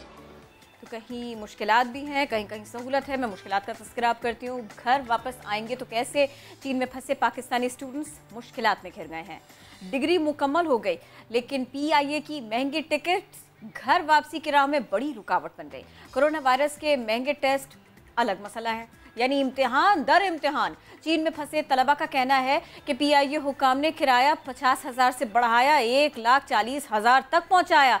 ज़िंदगी में कोई सहूलत नहीं आके दे रही, ये सब उनका कहना है। तो चीन में फंसे पाकिस्तानी तलबा में से एक हैं अली रज़ा। हमने कोशिश की कि उनसे राबिता करें, उनसे बात करें, ये जानने की कोशिश करें किन मसाइल से वो गुजर रहे हैं। खुशामदीद कहते हैं आपको। ये फरमाइएगा, क्या पाकिस्तानी सिफारत खाने के साथ आप राबिते में हैं? इससे पहले जब कुछ वो लॉकडाउन और कोरोना और ये सारे मामलात थे, तब तो हमने सुना था कि पाकिस्तानी सिफारत खाना खासा मुतहर्रिक है। तो ये बताइएगा कि क्या अब इस मामले में राबिते नहीं हो पा रहे, वैसे नहीं हो पा रहे जैसा आपका पहले एक्सपीरियंस था? जी, पाकिस्तान खाने के साथ तो हम मुसलसल राब्ते में हैं, लेकिन पाकिस्तानी सिफारत खाने की सारी एक्टिविटी वुहान शहर तक महदूद थी। बाकी शहरों में जो पाकिस्तानी हैं उन तक तो कोई रीच सिफारत खाने की नहीं हुई। हमें एक नोटिस इशू किया गया था कि अगर कोई आप अपना डाटा शेयर करें तो वो हम वक्तन फ़वक्तन भेजते रहे अपने कौंसलेट को भी और अपनी एम्बेसी को भी। लेकिन 20 जून के बाद से जब से कमर्शियल ऑपरेशन स्टार्ट हुआ है, सिफारत खाना जब भी हम रब्ता करते हैं वो कहते हैं जी आप PIA से डायरेक्ट रब्ता करें, हम इस सिलसिले में कुछ नहीं कर सकते। आपके पास खाने को भी जी अली, आपके पास PIA के अलावा भी कोई ऑप्शन है? नहीं सर, कोई इंटरनेशनल फ़्लाइट नहीं है, कोई चाइनीज़ फ़्लाइट नहीं है। इसके अलावा एक बस सर्विस शुरू की गई थी पिछले साल, वो भी बंद है। PIA की एक सिंगल फ़्लाइट है जो एक वीक में एक बार ऑपरेट होती है पूरे चाइना के लिए, और वो भी सिर्फ बीजिंग कैपिटल से। आप साउथ चाइना में कहाँ पर हैं? बस साउथ चाइना में, साउथ साइड पे। और आपके पास बाय रोड आने का ऑप्शन इसलिए नहीं है क्योंकि सफ़र इस वक्त हो नहीं सकता, अदरवाइज तो साउथ से आना ज़्यादा आसान है by road. Sir by road हो सकता है, लेकिन ये कोविड-19 की वजह से गवर्नमेंट ने बॉर्डर बंद किया हुआ है। ओके। सिर्फ कार्गो चल रही है, पैसेंजर बसेस जो है ना वो अलाउड नहीं है। जैसे इंटरनेशनल फ़्लाइट अलाउड नहीं है, उसी तरह बसेस भी अलाउड नहीं है। अच्छा अली, सफर का तो जाहिर है ठीक है, ये तो ऑप्शन फिर नहीं है आपके पास अली। लेकिन मुझे ये बताएं कि जब से कोरोना आया, क्योंकि ज़ाहिर है सबसे पहले कोरोना वुहान और फिर चाइना में फैला और उसके बाद पूरी दुनिया में, जब से कोरोना आया और जब से सफरी पाबंदियां लगीं, जब से मुश्किलात का सामना करना पड़ा, तब से लेकर अब तक आपने क्या डे 1 से ये सोचा कि मुझे वापस जाना है पाकिस्तान और मैं कोशिश करूं, या कि अब आके आपने सोचा जब कमर्शियल प्रवास शुरू हुई है? नहीं सर, हम लोग तो यहाँ थे, हमारी डिग्रीज उस वक्त तक कंप्लीट नहीं थी। ओके। तो हम वेट करते थे कि जब हमारी डिग्रीज कंप्लीट हों। 15 जुलाई हर साल यहाँ पे डिग्री कंप्लीशन टाइम होता है, तब तक हमारे पास वीज़ाज़ भी थे, स्कॉलरशिप, तो हम सरवाइव कर रहे थे। पिछले महीने ये सारी इन्फॉर्मेशन हमने एम्बेसी अथॉरिटीज़ को भी और PIA अथॉरिटीज़ को भी भेजी कि 15 तारीख से यूनिवर्सिटीज़ बंद हो जाएंगी, स्टाइपेंड बंद हो जाएंगे, ग्रेजुएट स्टूडेंट जो हैं वो फंस जाएंगे। लेकिन उसका रिज़ल्ट ये हुआ कि अब ये जो आखिरी 10 दिन हैं, पिछले 7 तारीख से लेके 22 तारीख तक PIA की कोई फ़्लाइट नहीं है, और 22 तारीख की जो फ़्लाइट है उसकी अभी तक बुकिंग स्टार्ट नहीं हुई। एक हफ़्ता रह गया है। अगर हमें ये तक पता नहीं है कि हमें टिकट मिलेगी या नहीं मिलेगी, और किराया जो है वो तकरीबन 3 गुना बढ़ा दिया गया। सही। और मुझे ये भी बताइएगा, ये कोविड टेस्ट के बारे में भी, वो भी आप लोगों को खुद से कराना पड़ेगा अगर आपका चांस लग जाता है और आपको पाकिस्तान आने के लिए सहूलत मिल जाती है, फ़्लाइट मिल जाती है, तो ये जो टेस्ट होता है ये भी आप लोगों को करवाना पड़ेगा, या ये फैसिलिटी मिलेगी आपको, या इसके लिए अलग से खर्चा करना है? कोविड टेस्ट हमें खुद करवाना पड़ेगा, वो 3 दिन पहले करवाना है। इसका मतलब है अगर हमें बीजिंग जाना है तो 1 दिन की ट्रैवल वो है, मतलब है हम तकरीबन पूरे 3 दिन पहले अगर टेस्ट करवाएंगे, 1 दिन बाद उसका रिजल्ट आएगा, नेक्स्ट डे बीजिंग की फ़्लाइट लेंगे और नेक्स्ट डे पाकिस्तान की फ़्लाइट। तो वो जो 3 दिन का गैप है वो भी इतना शॉर्ट है हमारे लिए, और हम अभी 1 वीक पहले इतनी अनसर्टनिटी का शिकार हैं कि हम ना टेस्ट करवा सकते हैं, ना हमें टिकट की कोई कंफर्मेशन है, ना अपने लैंडलॉर्ड्स को नो बोल सकते हैं, क्योंकि हमारे जो स्टाइपेंड के साथ साथ हाउस रेंट अलाउंस जो गवर्नमेंट की तरफ से बंद हो चुका है, अब डिग्री की ग्रेजुएशन के बाद बंद हो गया। अली, तो अब हम सेविंग्स पे सर्वाइव कर रहे हैं। आपकी तरह और कितने स्टूडेंट्स हैं जिनकी डिग्रीज अब कंप्लीट हुई जुलाई में और उन्होंने वापस जाना है? और आप मैनेज कैसे कर रहे हैं सबको, ये स्टाइपेंड बंद होने के बाद में? सर, जितनी सेविंग थी, अब हम एंटिसिपेट करते थे ना, अगर 50,000 की टिकट है तो ज़्यादा से ज़्यादा 70,000 की हो जाएगी, कोविड की वजह से 80 की हो जाएगी, 90 की हो जाएगी, इतना हम एंटिसिपेट करके अपनी सेविंग्स रखते हैं। लेकिन 3 गुना बढ़ जाएगी, ये तो हमारी एंटिसिपेशन से भी बहुत ऊपर है। और अगर हमारे फैमिली मेम्बर्स जो हैं यहाँ, अगर उनकी टिकट्स भी करें तो मेरा नहीं ख्याल हम सेविंग्स में भी सर्वाइव कर पाएंगे। जैसे शुएब कह रहे थे कि कितने और स्टूडेंट्स हैं आपके साथ साथ, या जिनसे आप कांटेक्ट में हैं, कुछ आप बता सकते हैं कितने स्टूडेंट्स परेशान हैं? टोटल चाइना में पाकिस्तानी ग्रेजुएट्स तकरीबन 7,000 से ज़ायद थे, जिनमें से मेरी रफ असेसमेंट एग्जैक्ट नंबर देना तो मुश्किल है। रफ असेसमेंट तो ये है कि ये जो 7,000 स्टूडेंट्स जो ग्रेजुएट हों, 1,000 ठीक है, रफली 1,000 ऐसे हैं जो अब ग्रेजुएट हो गए हैं, डिग्रीज मुकम्मल हो चुकी हैं, अब उनकी स्कॉलरशिप्स थी तो बंद हो गई, स्टाइपेंड से तो बंद हो गए, अब उन्हें वापस जाना ही जाना है। लेकिन वापस कब तक जाना है? जनरली डेडलाइन वीजा खत्म हो गया है, आज मेरी वीजे की आखिरी तारीख है। तो अब फिर क्या होगा? आपको पेनल्टी पड़ेगी इस पर? खुदा ना खास्ता क्या मतलब आप किन हालात में घिर सकते हैं? चूंकि ये प्लेटफॉर्म आपके पास है तो किन हालात का अब आपको सामना करना पड़ सकता है? आप वहाँ रह रहे हैं, आपने वहाँ पे पढ़ा है, आप वहाँ के कवानीन से वाकिफ़ हैं, वो लोग फिर अब किस तरह से पेश आएंगे एक ऐसे स्टूडेंट के साथ में कि जिसको वापस अपनी कंट्री चले जाना चाहिए लेकिन वो वहीं पर मौजूद है? वो ये नहीं देखेंगे कि आपके मसाइल क्या हैं, वो ये नहीं देखेंगे कि पाकिस्तान के मसाइल क्या हैं। ज़रा अपने अब प्रॉब्लम्स बताइएगा, और चूंकि ये प्लेटफॉर्म आपके पास है तो आप कह सकते हैं कि आपके इस मामले को कौन कौन इस पर नोटिस ले। बहुत ही अनसर्टन सिचुएशन है जी। डेली हम रब्ता करते हैं एम्बेसी कौंसलेट से, डेली वो कहते हैं जी इवॉल्विंग सिचुएशन है, हम कुछ नहीं कह सकते। चाइनीज़ गवर्नमेंट के हम मशकूर हैं, इनकी यूनिवर्सिटीज़ ने भी हमसे बहुत ताउन किया और अभी गवर्नमेंट ने हमें 2 महीने का 60 डेज़ का एक्सटेंशन दी है, लेकिन वो भी हमारे पास कोई पेपर नहीं है, वो सिर्फ वर्ड है, बाय वर्ड है कि आप जिस डेट पे फॉर एग्जांपल 15 जुलाई को वीज़ा ख़त्म हो रहा है तो आप 60 दिन खुद से ऐड कर लें, आपसे कोई नहीं पूछेगा। और ये ऐसा होगा, बेशक it's just a word, but ऐसा ही होगा बिकॉज चाइना ने इस मामले पर फ्रॉम डे 1 पाकिस्तान के साथ वो राब्ते में भी है और साथ भी दिया है, इसमें तो कोई शक नहीं है, क्योंकि जो वुहान में फंसे हुए थे उससे मुतालिक भी चाइना ने बहुत साथ दिया है, उनको फैसिलिटेट करने से मुतालिक पाकिस्तान ऑन बोर्ड था इस मामले पर, मुशावरत होती रही इस मामले पर। लेकिन मुझे अली ये बताइएगा कि अब फिर आप लोग सोच क्या रहे हैं, क्योंकि एक ही ऑप्शन होती है जो बाहर फंसा होता है और वो ऑप्शन होती है कि सफारत खाना, इनसे हमने कांटेक्ट करना है। अब जब ये ऑप्शन भी आपको लगता है कि नहीं है, क्योंकि आप लोग कांटेक्ट करते हैं और आपको जवाब मिलता है इवॉल्विंग सिचुएशन है, हम कुछ बता नहीं सकते, तो व्हाट्स नेक्स्ट?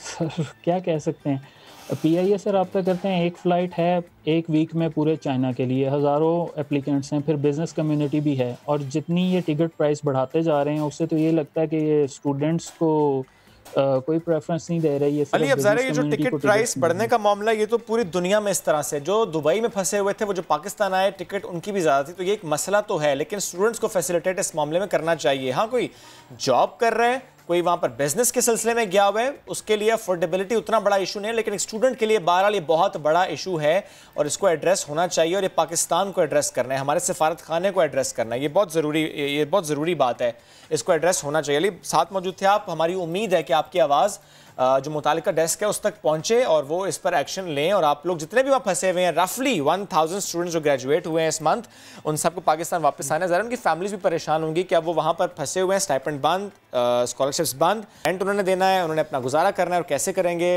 ये बहुत मुश्किल है। या तो किरण ये कर दें कि जो सदर्न चाइना में उनके लिए अलाउ कर दें कि आप बाय बस जा सकें। ये अकेले ना PIA का काम नहीं है, ये अकेले PIA का काम नहीं है, वो तो उन इंटरनेशनल फ़्लाइट्स में अब इस वक्त PIA का शुमार अब से कुछ रोज़ पहले तक भी हो रहा था कि जिन्होंने अपने ऑपरेशंस को खोला, ऐसा हर कोई नहीं कर रहा, वो अच्छे खासे रिस्क में और अच्छे खासे जिसको कहना चाहिए ना मसाइल में घिरी हुई है PIA आजकल।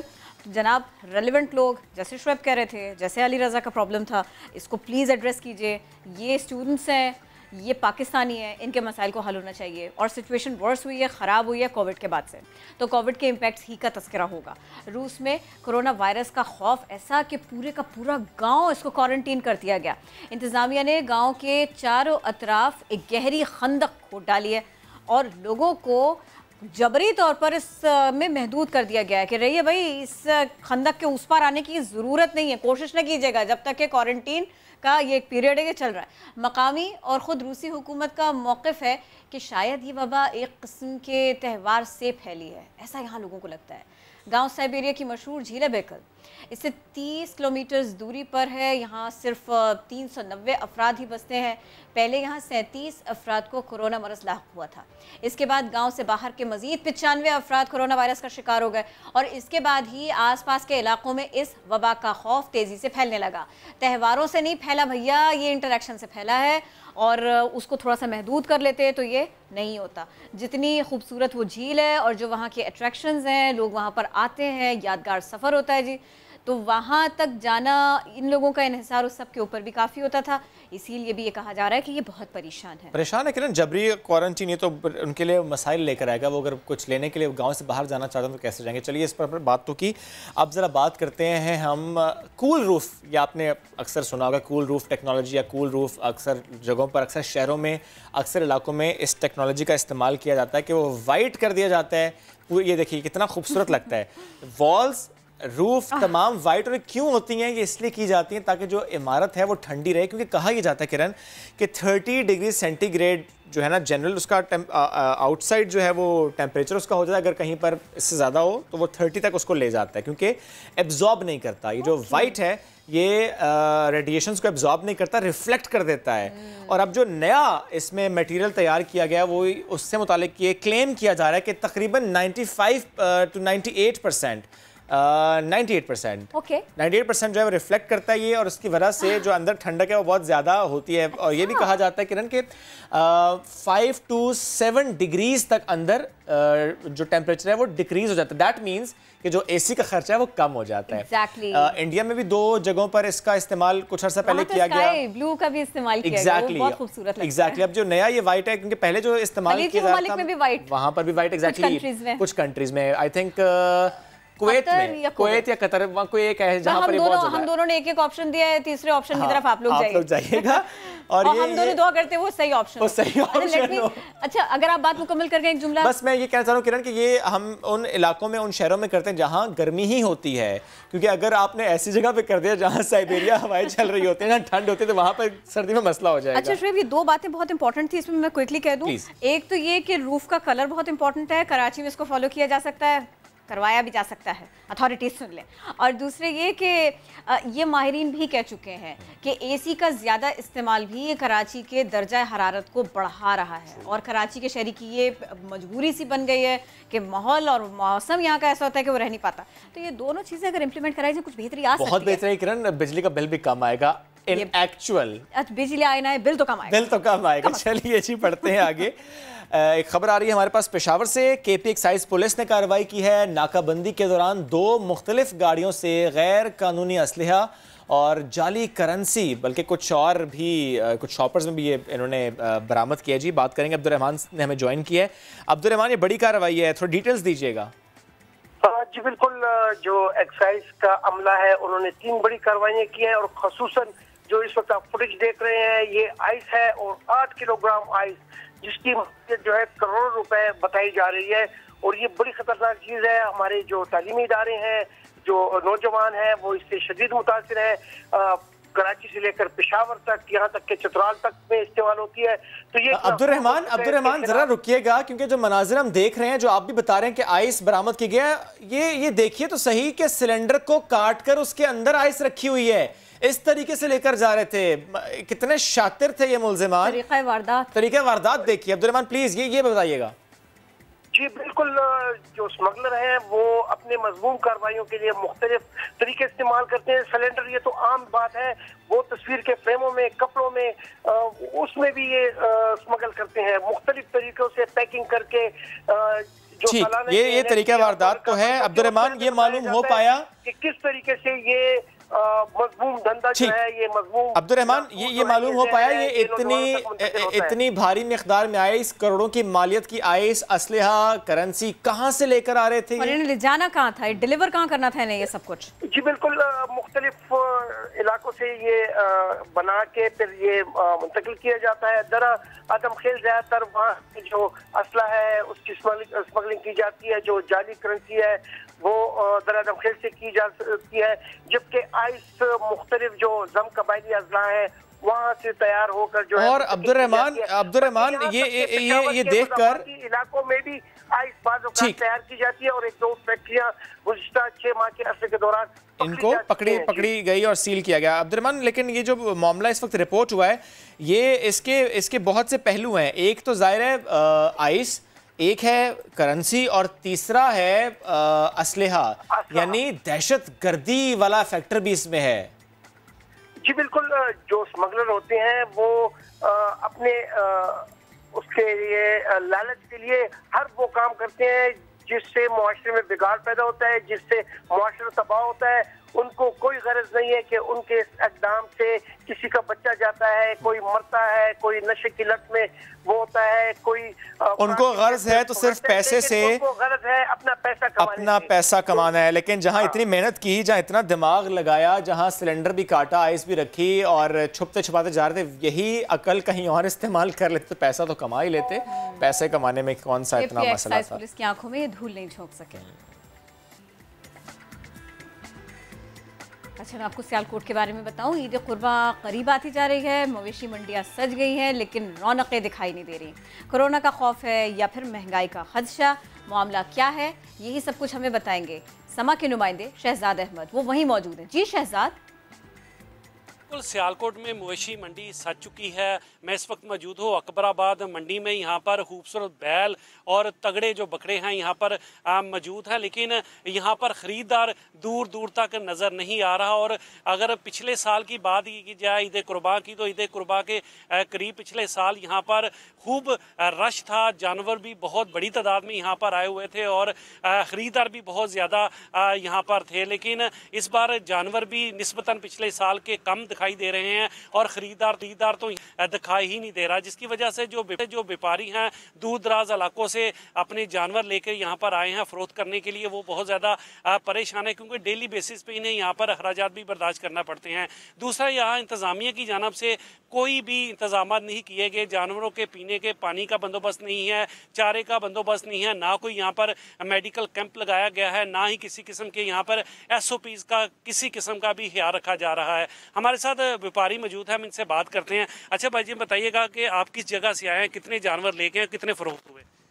जी हम बावलपुर से आए हैं, 60 जानवर है मेरे पास, तो अभी तक कोई फरोख्त नहीं हुआ। 8 दिन हो गए मुझे यहाँ आए हुए, अभी तक कोई कस्टमर नहीं आया, कोई बैल नहीं सेल हुआ, तो फारग बैठे हुए हैं, परेशान हैं। तो पिछले साल भी आप यहाँ जानवर लेके आए? जी पिछले साल भी यहाँ जानवर लेकर आए थे। इस जो आज टाइम हुआ ना, इस टाइम में हमने आधे बेड़े बेच दिए थे, अभी तक एक भी नहीं बेचा हुआ। जी बिल्कुल, आपने देखा कि जो व्यापारी है वो परेशान है और वो यही दरख्वास्त कर रहे हैं कि खूबसूरत बैल, तगड़े बैल और जो बकरे यहाँ पर मौजूद हैं, लेकिन ख़रीदार यहाँ पर नहीं है। तहम दूसरी जानब ये भी देखा गया है कि जो यहाँ व्यापारी हैं वो SOPs का ख्याल नहीं रख रहे, किसी ने कोई मास्क नहीं पहना हुआ। तहम इनका यही कहना है कि वो उम्मीद रखते हैं कि जूँ जूँ कुर्बा करीब आएगी, जो ख़रीदार बाहर निकलेगा और इनके जानवर फरोख्त होंगे। जी शुक्रिया शहजाद, आपने अपडेट किया सियालकोट से। ईद उल अज़हा पर लाहौर में कुर्बानी के जानवरों की मंडियां लगाने की तैयारियां मुकम्मल कर ली गई हैं। कुछ व्यापारी जानवर लेकर पहुंच भी चुके हैं। मंडियों में बच्चों को लाने और बगैर मास्क दाखिले की ममानियत होगी। शाहिद हुसैन की रिपोर्ट देखिए। मंडियों के लिए जगह तय कर ली गई, कोरोना से बचाव के लिए जवाबित भी वाजे कर दिए गए, व्यापारियों की आमद शुरू। मंडी के दाखिली रास्तों पर इंतजामिया SOPs पर सख्ती से अमल दरामद कराती नजर आई। SOPs ये है कि आपने मास्क पहनना है, ठीक है, सबसे पहले रुमाल नहीं चलेगा, ठीक है, और जो चिल्ड्रन है, चिल्ड्रंस को हम बिल्कुल अलाउ नहीं कर रहे, ठीक है, जितने भी फैमिली सारी चिल्ड्रंस लेकर आ रही है हम वापस उनको कर रहे हैं कि ना आपने बच्चों को नहीं लेकर आना। मंडी के अंदर SOPs पर अमल करने के लिए नोटिस भी लगाए गए हैं। मंडी में आने वाले बेशतर व्यापारी बगैर मास्क के नजर आए, जबकि समाजी फासले और दीगर SOPs की खिलाफ वर्जी भी होती रही। दूसरी तरफ खरीदार SOPs पर सख्ती से अमल दरामद के हामी हैं। ठीक कर रहे हैं, हमारे फायदे के लिए ही है। लाहौर में कुर्बानी के जानवरों की फरोख्त के लिए 12 मंडियां लगाई जा रही हैं, जिनमें मखसूस औकात में ही खरीदो फरोख्त हो सकेगी। कैमरामैन मोहसिन इकबाल के साथ शाहिद हुसैन, समा, लाहौर। अब ज़रा हम बात करते हैं एक ऐसे मामले की कि जो बड़ा रूटीन बनता चला जा रहा है और उसके कुछ असरात भी सामने आने लगे। आमतौर पर ये देखा गया है और ये कहा जाता है, बाज़ औक़ात ऐसा लगता है कि वालिदैन के जो मोबाइल फ़ोन का इस्तेमाल है, इसका असर बच्चों पर पड़ता है। वालिदैन से उनका ताल्लुक़, उनका पेरेंट्स के साथ में वक्त गुजारना, फिर उनके जज्बात, इस सब पर मनफी असर पड़ता है। लेकिन ऑस्ट्रेलिया में एक तहक़ीक़ हुई है और इस मफरूज़े को रद्द कर दिया गया है। स्कूल ऑफ साइकोलॉजी के रिसर्चर्स ने वालिदैन से मुताल्लिक़ एक सर्वे किया, इसका जायज़ा लिया और स्मार्टफोन के इस्तेमाल के 12 मुख्तलिफ़ पैमाने भी टेस्ट किए गए। इस सब का मकसद क्या था जी? इसका मकसद ये जानना था कि क्या स्मार्टफोन का इस्तेमाल और बच्चों की परवरिश करने में कोई मामला ऐसा है कि इसमें कुछ लिंक है, ये क्या मामला ये जुड़े हुए एक दूसरे से। तो नतीजा क्या निकला जी? इन दोनों बातों का आपस में बराह रास्त कोई ताल्लुक नहीं है। एग्जैक्टली किरण, हम जब भी इस टॉपिक पे बात करते आए तो हमने यही बात की कि जब पेरेंट्स यूज़ करते हैं फ़ोन तो बच्चे तो कॉपी करते हैं, और दूसरा हमने ये बात की कि इससे रिलेशनशिप्स जो है वो मुतासर होते हैं। हमने हमेशा ये बात भी की कि जब हम फ़ोन का एक्सेसिव यूज़ करते हैं तो उससे हमारे ब्रेन में वो जो ट्रिगर होता है, वो उस ट्रिगर को लिंक किया जाता है कि जब कोई नशा करता है उस वक्त जो एंजाइम्स रिलीज़ होते हैं, जो ट्रिगर होता है वो बिल्कुल वैसा ही है जैसा कि फ़ोन का यूजेज। इस एडिक्शन पर हमने बात की। लेकिन अब जो ये रिसर्च हुई है, ये तकरीबन 3600 पेरेंट्स पर ये रिसर्च की गई है और इसको इन्होंने कहा है कि कोई ताल्लुक नहीं है इसका, या अगर है तो उसका जो प्रोपोर्शन है वो बहुत कम है। तो वो रोल ऑफ पेरेंटिंग पे जब हम बात करते आए और हमने यूज़ ऑफ फ़ोन की बात की, तो हमने जिस तरह से बात की ये उससे बहरहाल 180 डिग्री जो है वो ऑपोजिट है। तो we thought to discuss it more, और इसी पर हम बात करेंगे। माहिर नफ्सियात डॉक्टर आयशा शाहिद ने हमें ज्वाइन किया है। डॉक्टर साहिबा, बहुत शुक्रिया आपके वक्त का। आपने भी रिसर्च देखी होगी, क्या इस रिसर्च को हम पाकिस्तान पर अप्लाई कर सकते हैं? पहले तो मुझे ये बताइएगा। अस्सलाम वालेकुम, thank you very much for inviting me on the show. और रिसर्च जो आपने अभी बताई है बहुत मज़े की है, मैंने भी पढ़ी है रिसर्च पहले भी है। लेकिन यहाँ पे एक चीज़ देखने की बहुत ज़रूरी है कि जब भी हम तहकीक के बारे में बात करते हैं ना, हम हमेशा कहते हैं कि मुख्तलिफ रिसर्चेस होनी चाहिए, ढेर सारी तहकीक होनी चाहिए, तब हम किसी चीज़ को लागू करते हैं पॉपुलेशन के ऊपर। ये एक ही तहकीक है और उसमें ये रिजल्ट्स आए हैं जो कि बिल्कुल कारगर होंगे और बिल्कुल किसी चीज़ की नुमाइंदगी कर रहे होंगे, लेकिन अभी उसको पूरी पॉपुलेशन या पूरी वर्ल्ड पे लगाना या उसके ऊपर जनरलाइज करना शायद इसमें भी बहुत जल्दी कर रहे हैं, तो ये नहीं करने की जरूरत। नहीं, वो तो वो खुद भी कह रहे हैं डॉक्टर साहिबा, वो तो वो खुद भी कहते हैं, वो रिसर्च के एंड पर वो खुद भी कहते हैं कि अभी इसको हम इस तरह जनरलाइज भी नहीं कर सकते। और दूसरा उन्होंने कहा कि बहुत कम एविडेंस है, इसको वो खुद भी कह रहे हैं, लेकिन एविडेंस है बहरहाल। बिल्कुल। पता है क्या, यहाँ पे एक चीज़ ये भी देखने की ज़रूरत है कि अब पाकिस्तानी और अगर बाहर के वेस्टर्न कल्चर की बात करें तो कल्चर में एक डिफरेंस भी बहुत ज़्यादा आ जाता है। फर्स्ट करें, अगर हम एक डेवलपिंग कंट्री हैं और एक हम फर्स्ट वर्ल्ड कंट्री से जो कि तरक्की याफ्ता मुल्क है उससे कंपेयर कर रहे हैं, तो वहाँ पे जो बच्चा है उसकी नशोनुमा के लिए, उसकी अपब्रिंगिंग के लिए, उसकी लर्निंग के लिए उसको बहुत ज़्यादा मौके मिलेंगे।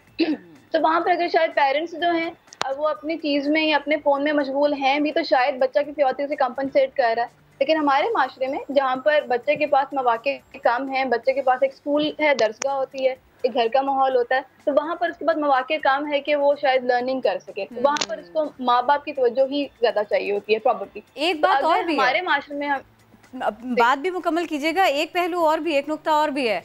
हमारे यहाँ ज़्यादातर ऐसा है कि ये जो मोबाइल फ़ोन है इसका इस्तेमाल इसलिए भी हो रहा है कि मुझे दुनिया का और कोई मसला नहीं देखना, मुझे और किसी चीज़ पे फोकस नहीं करना, मेरा कुछ वक्त जो है ना वो बहुत बेहतर गुजरे, वो मम्मा यूज़ कर रही हो, वो बाबा यूज़ कर रहे हो।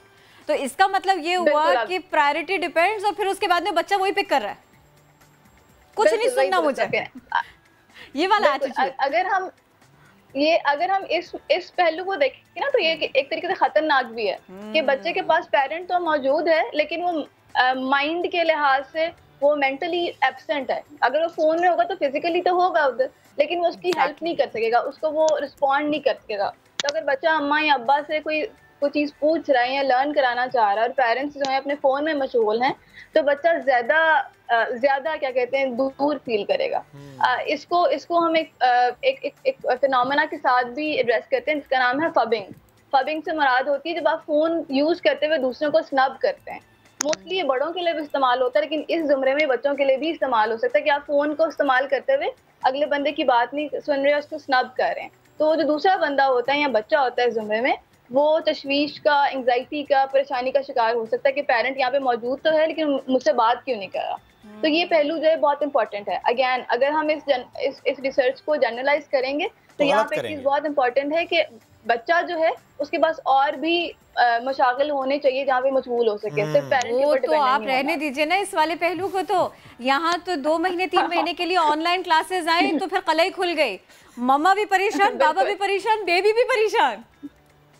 बिल्कुल बिल्कुल दुरुस्त कह रही हैं आप। और यहाँ तो अब तो मतलब मोस्ट ऑफ द पॉपुलेशन जो है वो अब इस चीज के लिए दुआ मांग रही है कि वापस हम कब जाएंगे नॉर्मल क्लासेस में। अब वो मोबाइल से दिल बच्चों का भर चुका है, वो कहते हैं मोबाइल नहीं यूज करना, we want to play outside.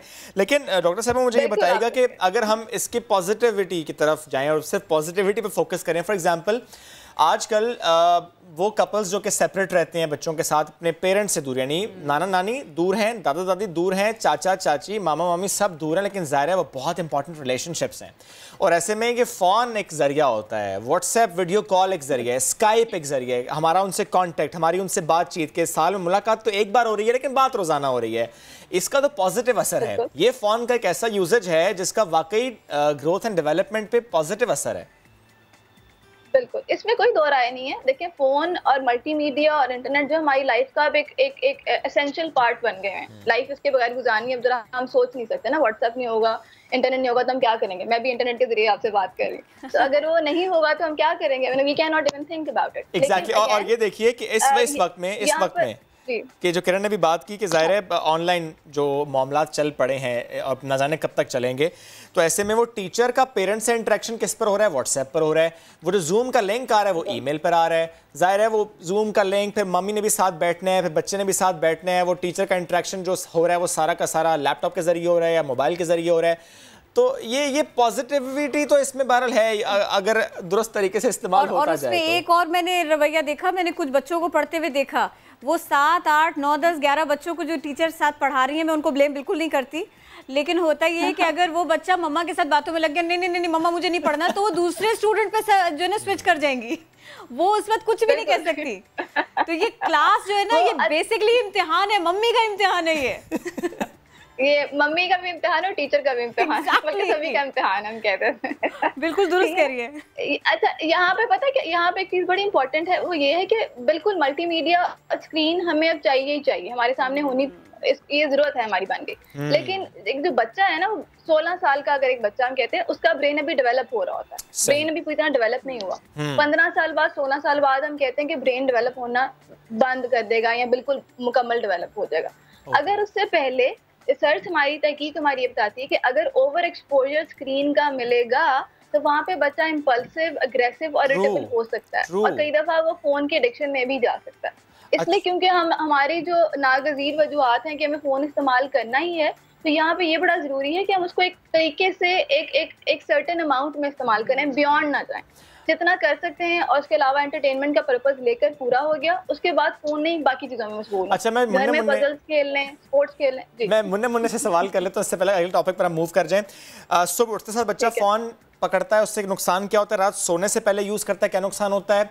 बच्चे की मिनिमम एज क्या होनी चाहिए जब पहली बार उसका स्क्रीन एक्सपोजर हो, और इसके साथ साथ डेली रूटीन क्या हो?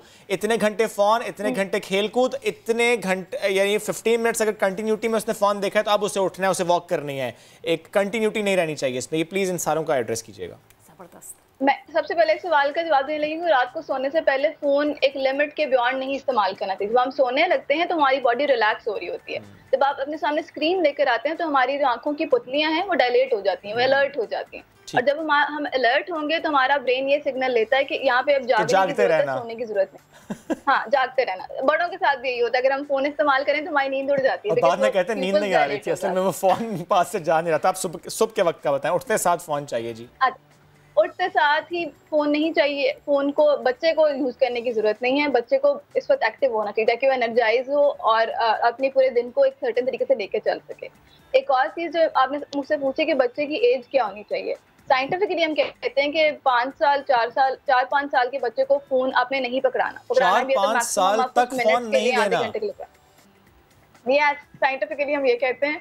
प्रैक्टिस जो हो रही है वो 2 साल का काका जो है वो दूध नहीं पीता फोन देखे बगैर। उसको खिचड़ी खिलाने के लिए उसको स्क्रीन दिखानी पड़ती है। उस बेबी का क्या, उसकी मम्मी का क्या, ये प्रॉब्लमेटिक है। मैंने वहाँ बहुत प्रॉब्लमेटिक है, लेकिन अगेन अगर आप बच्चे को दे भी रहे हैं तो हम कहते हैं कि 1 घंटे 1.5 घंटे से बियॉन्ड उसका यूज नहीं होना चाहिए। क्योंकि इस तरह की वजूहात हैं जहाँ पर हमें लैपटॉप की भी जरूरत है, फोन की भी जरूरत है, तो वहाँ पर आप पेरेंट्स के लिए बहुत मुश्किल है। मैं एग्जैक्टली आपसे यही पूछना चाहती थी।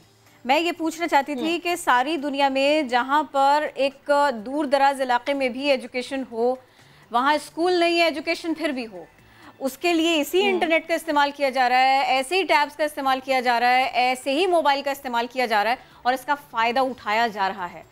हमको अभी थोड़ा टाइम है कि हम इसके फ़ायदे तक पहुँचें और इस दरमियान हमारे यहाँ काफ़ी कुछ हो रहा है, तो हमें इसके ऊपर काम करने की ज़रूरत है, इसे पॉजिटिवली देखने की ज़रूरत है। बिल्कुल ऐसे ही है, सही कह रही हैं आप। हाँ, ये जो आपने मेरे साथ और किया ना, यहाँ पर ये है ना कि अगर हम फोन इस्तेमाल कर रहे हैं पढ़ाई के लिए, लर्निंग के लिए, तो उसकी एक लिमिट होगी और उसके बाद खेलने की एक लिमिट होगी। गेम्स जो है ना, उनमें जो मवाद आता है ना, बहुत ज्यादा रिफ्लेक्सेस को तेज करता है, कलर चेंज हो रहे होते हैं, आप अलर्ट मोड पे होते हैं, तो उसका ब्रेन पर डिफरेंट असर होता है। पढ़ाई में तो आप मतवातर तरीके से क्लास ले रहे हैं ना, वो और चीज है, लेकिन जब आप अपने गेम में इमर्स हो जाएंगे उसका ब्रेन पे डिफरेंट इफेक्ट होगा। अच्छा। उसकी चीज उसको लिमिट करना बहुत जरूरी है। बहुत ज़रूरी है। डॉक्टर साहब एक और एक मेरे बड़े अच्छे दोस्त हैं, उन्होंने एक बात मुझे कही और वो सुन के ना मैं थोड़ा परेशान हो गया। मैंने सोचा मैं आपसे उस पर कमेंट ले लेता हूँ। वो ये कहते हैं कि उनकी जो बेटी है जब तक उसे फ़ोन ना दिया जाए वो खाना नहीं खाती, और एक दिन जब उन्होंने कहा कि बेटा ज़रा फ़ोन ले लो तो उनकी बेटी जो कि 3 साल की, उन्होंने जवाब दिया क्यों बाबा फ़ोन क्यों ले लूँ, क्या मुझे कुछ खाना है? ये क्या है? ठीक है, सही कह रहे हैं। ये कंडीशनिंग हो गई है। हमारा ब्रेन जो है कंडीशन हो जाता है डिफरेंट चीज़ों के साथ। अगर चीज़ें बार बार प्रोवाइड की जाएंगी इकट्ठी तो हमारे ब्रेन को आदत हो जाती है कि जब भी ये वाला काम होगा साथ में ये चीज़ आएगी। यहाँ पे बच्चे के साथ ये हुआ कि शायद वो जब पहले नहीं खाती होगी ना, पेरेंट्स ने फोन पे पोएम्स या कुछ इस तरह की चीजें लगा के इनको दे दी होंगी। अब बच्ची का ब्रेन कंडीशन हो गया कि जब भी पोएम या जब भी कार्टून या फोन आएगा तब खाना भी साथ में आएगा। तो वो ये मसला हुआ है यहाँ पे पेरेंट्स को जरूरत पड़ेगी कि फोन की जगह पे कुछ और कंडीशन कराएं, यानी खुद बातें करें, खुद मिलके बैठें उसके साथ, ताकि फोन की आदत भी कम हो। और आदत डालना इतना ज्यादा मुश्किल भी नहीं होगा, मम्मा को भी आ गया, बाबा को भी करना आ गया इस तरह से। अच्छा, अब मैं ये चाहती थी कि इस मौजू पर तो हमने इस रिसर्च पर तो बात कर ली। डॉक्टर आयशा प्लीज हमारे साथ रहिएगा, क्योंकि जो हमारा अगला मौजू है, जो अगली खबर है वो अफसोसनाक है।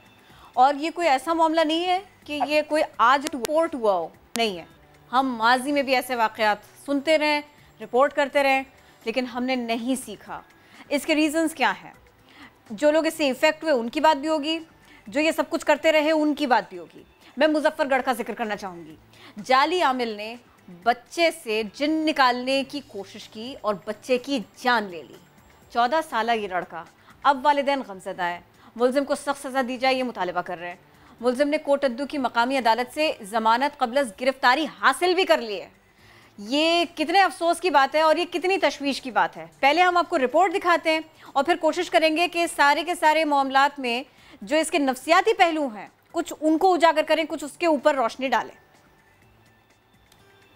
मुजफ्फरगढ़ में जाली आमिल ने एक लड़के की जान ले ली। बेटे को बुखार की शिकायत पर अनपढ़ मां उसे आमिल के पास ले गई। वालिद के मुताबिक जाली पीर ने लड़के पर जिन्नात के असरात का दावा किया। चेहरे पर 2 घंटे तक गरम तेल की हिद्दत से साजिद का चेहरा पूरी तरह झुलस गया। मां बेटे को इसी हाल में घर ले गई और अगले दिन वो अपनी जिंदगी गंवा बैठा। बहुत तशद्दुद किया, उसकी वजह से हमें कहा कि जाओ तुम्हारा बच्चा ठीक हो जाएगा, इनके जिन का मसला है वो ठीक हो जाएगा। हम घर चले आए। मुफ्ती जुबैर ने कहा कि अफसोसनाक वाक़ये पर रियासत और अदलिया को हरकत में आना होगा। ऐसे जाली आमिलों के पास हम क्यों जाते हैं? ये लोगों की जानों के भी दुश्मन है, इज्जत और आबरू भी लूटते हैं। सच्ची बात ये है कि इंसान के ईमान को भी खराब और बर्बाद करते हैं। जामहक लड़के के वालिद का ये भी कहना है कि जाली आमिल ने बेटे की जल्द तदफीन ना करने पर संगीन नताइज की धमकी भी दी थी। शहराज बशीर, समा, मुजफ्फरगढ़। तो ये सब कुछ इतनी आसानी से कैसे हो जाता है? किसी मासूम बच्चे की जान चली जाती है, ये जाली पीर आ जाते हैं और फिर उसके बाद में वो किसी की जान ले लेते हैं। ये इतना आसानी से हमारे यहाँ हो कैसे रहा? आयशा, सबसे पहले तो मुझे थोड़ा सा आप ये समझाइए, इतनी खबरें रिपोर्ट हो चुकी हैं, अवेयरनेस कैंपेन्स हो चुकी हैं, आज भी इस तरह के मामले के ऊपर जब भी बात होती है इसको खाली कोई जाने नहीं देता। बावजूद इसके वालिदैन डॉक्टर के पास नहीं लेके गए, वो किसी हकीम के पास नहीं लेके गए, वो एक जाली पीर के पास ले गए। ये हम कहाँ पर फंसे हुए हैं, हम कहाँ रास्ता भटक गए? ये जो आपने मामला उठाया ना इस वक्त, ये बहुत ज़्यादा लिटरली संगीन मामला है। और क्योंकि मैं माहिर नफ्सियात हूँ तो मेरे शोबे में ये चीज़ नज़र आती रहती है। यहाँ पे सबसे बड़ा जो मसला है वो ये कि एजुकेशन की, हमारी अवेयरनेस की बहुत ज़्यादा कमी है, बेसिक हेल्थ के मामलात में भी और बाकी और इश्यूज़ के बनवाने में। जैसे आप देख लें, कोविड के लिए मास्क पहनने के लिए कितना ज़्यादा हमें एक समझने की कैंपेन चलानी पड़ी कि मास्क पहनना ज़रूरी है, क्योंकि एजुकेशन का बहुत ज़्यादा फुकदान है। बेसिक अवेयरनेस ही नहीं है तो लोगों को पता ही नहीं होता कहाँ से जाना है। और सबसे इजी लोगों के लिए जो नॉलेज का सिस्टम होता है वो ये होता है कि वो इन आमिल बाबा या इन लोगों के पास चले जाया करें। मोस्टली लोग हमारे पास भी जो किसी साइकोलॉजिकल इशू के साथ आते हैं, चाहे वो बेसिक डिप्रेशन का ही केस क्यों ना हो, मोस्टली लोग जो पीछे से आ रहे हैं, जो उन इलाकों से आ रहे हैं जहाँ पे बहुत ज़्यादा अवेयरनेस नहीं है, पढ़ाई नहीं है, वहाँ पर वो लोग पहले आमिल वगैरह से होकर ही हमारे पास आते हैं। डॉक्टर बिल्कुल एंड पे आता है, पहले वो अपने सारे टोटके कर चुके होते हैं, तावीज़ वगैरह यूज़ कर चुके होते हैं, फिर जाके जब उससे भी कुछ नहीं बनता तो फिर वो डॉक्टर, बल्कि मामलात उस वक्त ज़्यादा ख़राब हो चुके होते हैं। बहुत खराब हो चुके होते हैं और वो it's all about awareness. It's all about awareness. इतनी अवेयरनेस कैंपेन्स के बावजूद इट्स ऑल अबाउट अवेयरनेस, क्योंकि जितना काम होना चाहिए और जिस लेवल पर काम होना चाहिए, नेशनल लेवल पर काम होना चाहिए, उस तरीके से काम हो नहीं रहा है। डॉक्टर आयशा बहुत शुक्रिया साथ मौजूद थी आप, और आपने हमसे गुफ्तगू की। और इससे पहले जो रिसर्च थी उसका तो हमने कहना चाहिए तिया पांचा किया, क्योंकि उस रिसर्च को हमने बिल्कुल खातिर में हम लोग नहीं लाए, हम अपने टॉपिक पर ही रहे कि नहीं ब्रेक लेंगे, आज आप ब्रेक लेते हैं, वापस आते हैं जनाब।